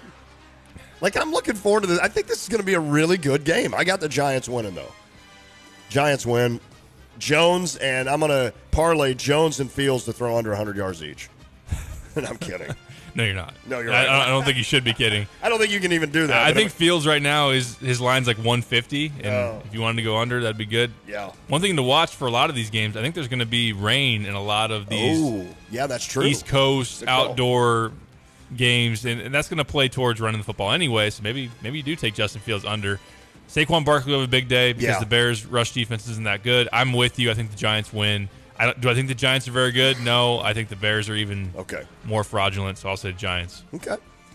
Really good matchup in Baltimore. Maybe the top 2 candidates for MVP right now, Josh Allen and Lamar Jackson, facing off Bills-Ravens. Boy, if you're the Bills, where's your, break, coming up here? Right. Wow. Okay. Here's my hot take. I think the Bills lose this game against the Ravens, and then they don't lose again this year. Wow. In the regular season. Yeah. I think the Bills lose the second game this week. Everybody starts to panic, and then the Bills don't lose again. I like it. Okay. I think this is another game that's going to have some weather, which plays to the Ravens' advantage, where their secondary has been really bad, and the Bills want to throw the ball a bunch. I think you run it with Lamar. Take Ravens +3. Ravens home dog right now. Home dogs are always usually pretty good. I like it. Ravens +3. This is funny. So Andrew is walking into the Philo Tavern, but he got up to the door and he kind of looked around like he was doing something wrong, which he's not. He doesn't realize that I got eyes on him. Can't go anywhere, Kyle. Not in Philo. Go ahead. All right, we got the Jaguars coming off their first road win since 2019. Yeah, they look good. Back on the road, taking on the undefeated Philadelphia Eagles. Okay, they look good until they play Philadelphia. I am all about Philly. I think they're the best team in the NFC. I'll take Philly to win that one. I love Philly as well. I definitely think they win. The spread's 6.5 seems high, but this might be a humble moment for. I would take that. I think it's a humble moment for the Jags. I think they, as much as I like them, I think they're a legit playoff team. Mm-hmm. But yeah, give me the Eagles, especially at home. Agree. AFC South matchup between the Titans and the 1-1-1 Colts. Where's it at? In Indianapolis. I think that makes all the difference. I'll go Indy. They had to win last week. They did. Well, I guess. So did Tennessee. Tennessee had to beat the Raiders, and they did. I'm still down on Tennessee, though. I'm down on both those teams, but I'll say the Colts at home, yeah. Seahawks taking on the Lions this game in Detroit. Anyway, next. Move on. Got the. I've already said the Seahawks won't win again this year. Yeah, you did. One thing I don't like is Swift. is out, and Amon-Ra St. Brown has not practiced the last 2 days, so that really hurts the Lions' offense, which has been pretty good. Is it in Seattle? It's in Detroit. Oh. Also, Detroit wins, but yeah, I will because I got to stick to my guns. I will, too. They've actually played halfway decent. Jamal Williams, big day. Yep. See, that's what I like. I picked up Jamal Williams, so here's what I like about that. Swift is like, I'm out. I think he's going to miss at least 2 games. All right, go ahead. Commanders in Dallas taking on Cooper Rush and the Cowboys. Dallas, for sure. I know some people see this as like they've won 2 now with Cooper Rush. Now here comes the disappointment. Right. I think I'm to the point now where if you said the Centennial Chargers are welcoming. Hey, now. Who's the team you just said? Washington. I'd be like, I'll take the Chargers. And the points. The other side's got Carson Wentz. Hey, Cooper's got to keep playing. Dak's starting to say, hey, I might be back sooner. And Dallas can be like, no, you're good. Ride the Cooper Rush train. I agree. Cleveland Browns taking on the Atlanta Falcons in Atlanta. Remember when Atlanta was fun to watch, you know? I'll take I don't know. If you watch Red Zone Channel, this will be on there as the games go down the stretch, and this will be a one-score game. I can guarantee it. Myles Garrett was in a car accident this week, and I imagine he's not going to play. He was hospitalized. Right? Okay. They said it was non-life-threatening injuries, which is good to hear. I'm going to take Atlanta. Okay. Kyle, they've actually played pretty decent. They have, actually. Do you have a snake around your neck, Kyle? Never mind. It's an inside joke with this song right here. And if I had my voice, I'd tell it to you, but I don't have it. All right. So go ahead. Zach Wilson expected to make his season debut for the Jets, taking on the Steelers. Needed to kind of calm down this week, Zach Wilson, so I'll take the Steelers. Oh, surprise. Yeah. I'm surprised you're going that way. I will take the Steelers as well. Think how much money you would have made in the last 50 years if you just would have bet the Steelers to win every week. Yeah, that's true. Chargers looking to bounce back, taking on Lovie Smith's Texans. Oh, well, there's a Houston. good bounce back. There's a good bounce Great back. opportunity to bounce back. Chargers.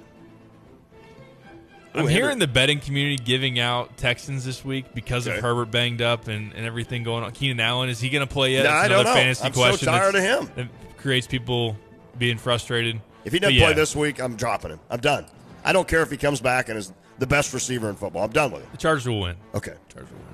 Arizona Cardinals need a win. Yeah, they do. Good chance to do so against the Panthers. Funny stat here is that the Panthers kick our butt. It's weird. I think Arizona wins this game.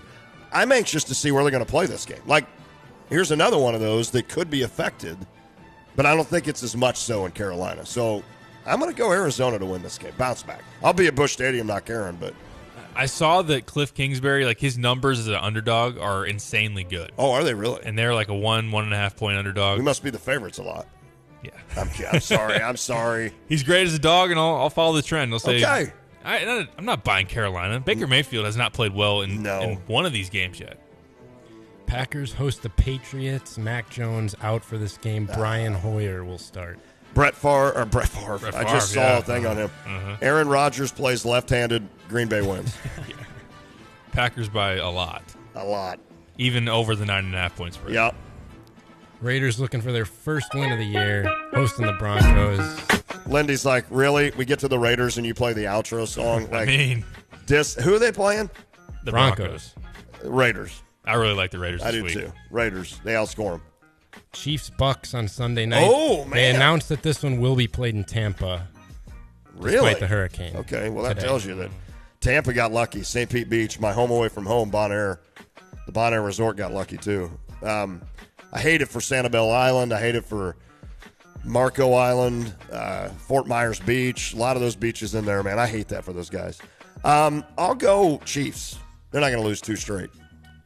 I haven't heard anything new as far as like Mike Evans being back or Julio. So, admittedly, I'm not all the way up to date as far as that. But if those guys are still out, I just don't think the Bucs can score with the Chiefs. I'll say the Chiefs. Final game, Monday night, 49ers hosting the Rams. Have the 49ers been on national TV every week? Yeah. Rams. No. I'll take 49ers in this one. At San Francisco. Yeah, look, this NFC West is going to be like, look at that. The teeter-totter, right? It's going to be the drunk guys in the bar shooting the water thing, and the horses move across, as the balloon blows up. That's going to be the NFC West. Like, this drunk guy is like, oh, man, hold on a second. Oh, wait, he's back. He's focused. Here they come. I'm going to take the Niners. I can't beat that analysis. 49ers. 49ers. That's what it is. I've never been ready to say goodbye more than right now. Thanks to Jeff Jones on the Dick Van Dyke Appliance World phone line. Kyle, thanks for coming in today, man. No problem. You're a godsend today because that was needed. I'll be back tomorrow. Oh, you are? Well, now I feel like you're overdoing it. I mean, no, I'll love to have you back. No, it doesn't mean that. All right, I'll love to have you back. All right, we'll do some Bielma tomorrow. We'll get you ready, and maybe a Wisconsin person. Maybe Ben Brust. Yeah, right. I'm out of here. I'm going to go not speak for 18 hours. It's The Drive. PDR Automotive in Urbana has been providing quality auto repair service for almost 50 years. Trusted by AAA Motor Club, PDR employs ASE certified technicians that use the latest in diagnostic equipment. They offer nationwide warranties and are even authorized to perform vehicle maintenance that won't void your factory warranty. Check them out 24/7 online at pdrauto.com. When you turn the key and the car won't run, call 367-9481. They are what's best for your truck or car. They are PDR. When you're looking for a business to work with, you choose someone local, someone who's terrific at what they do. A company that helps others in need in Champaign-Urbana, and a company that stands behind what they do. That company is Roof Doctors. Roof Doctors has been keeping the rain out for over 30 years. Randy and Tammy and their family work hard to not only make sure you're 100% satisfied by their work, but that they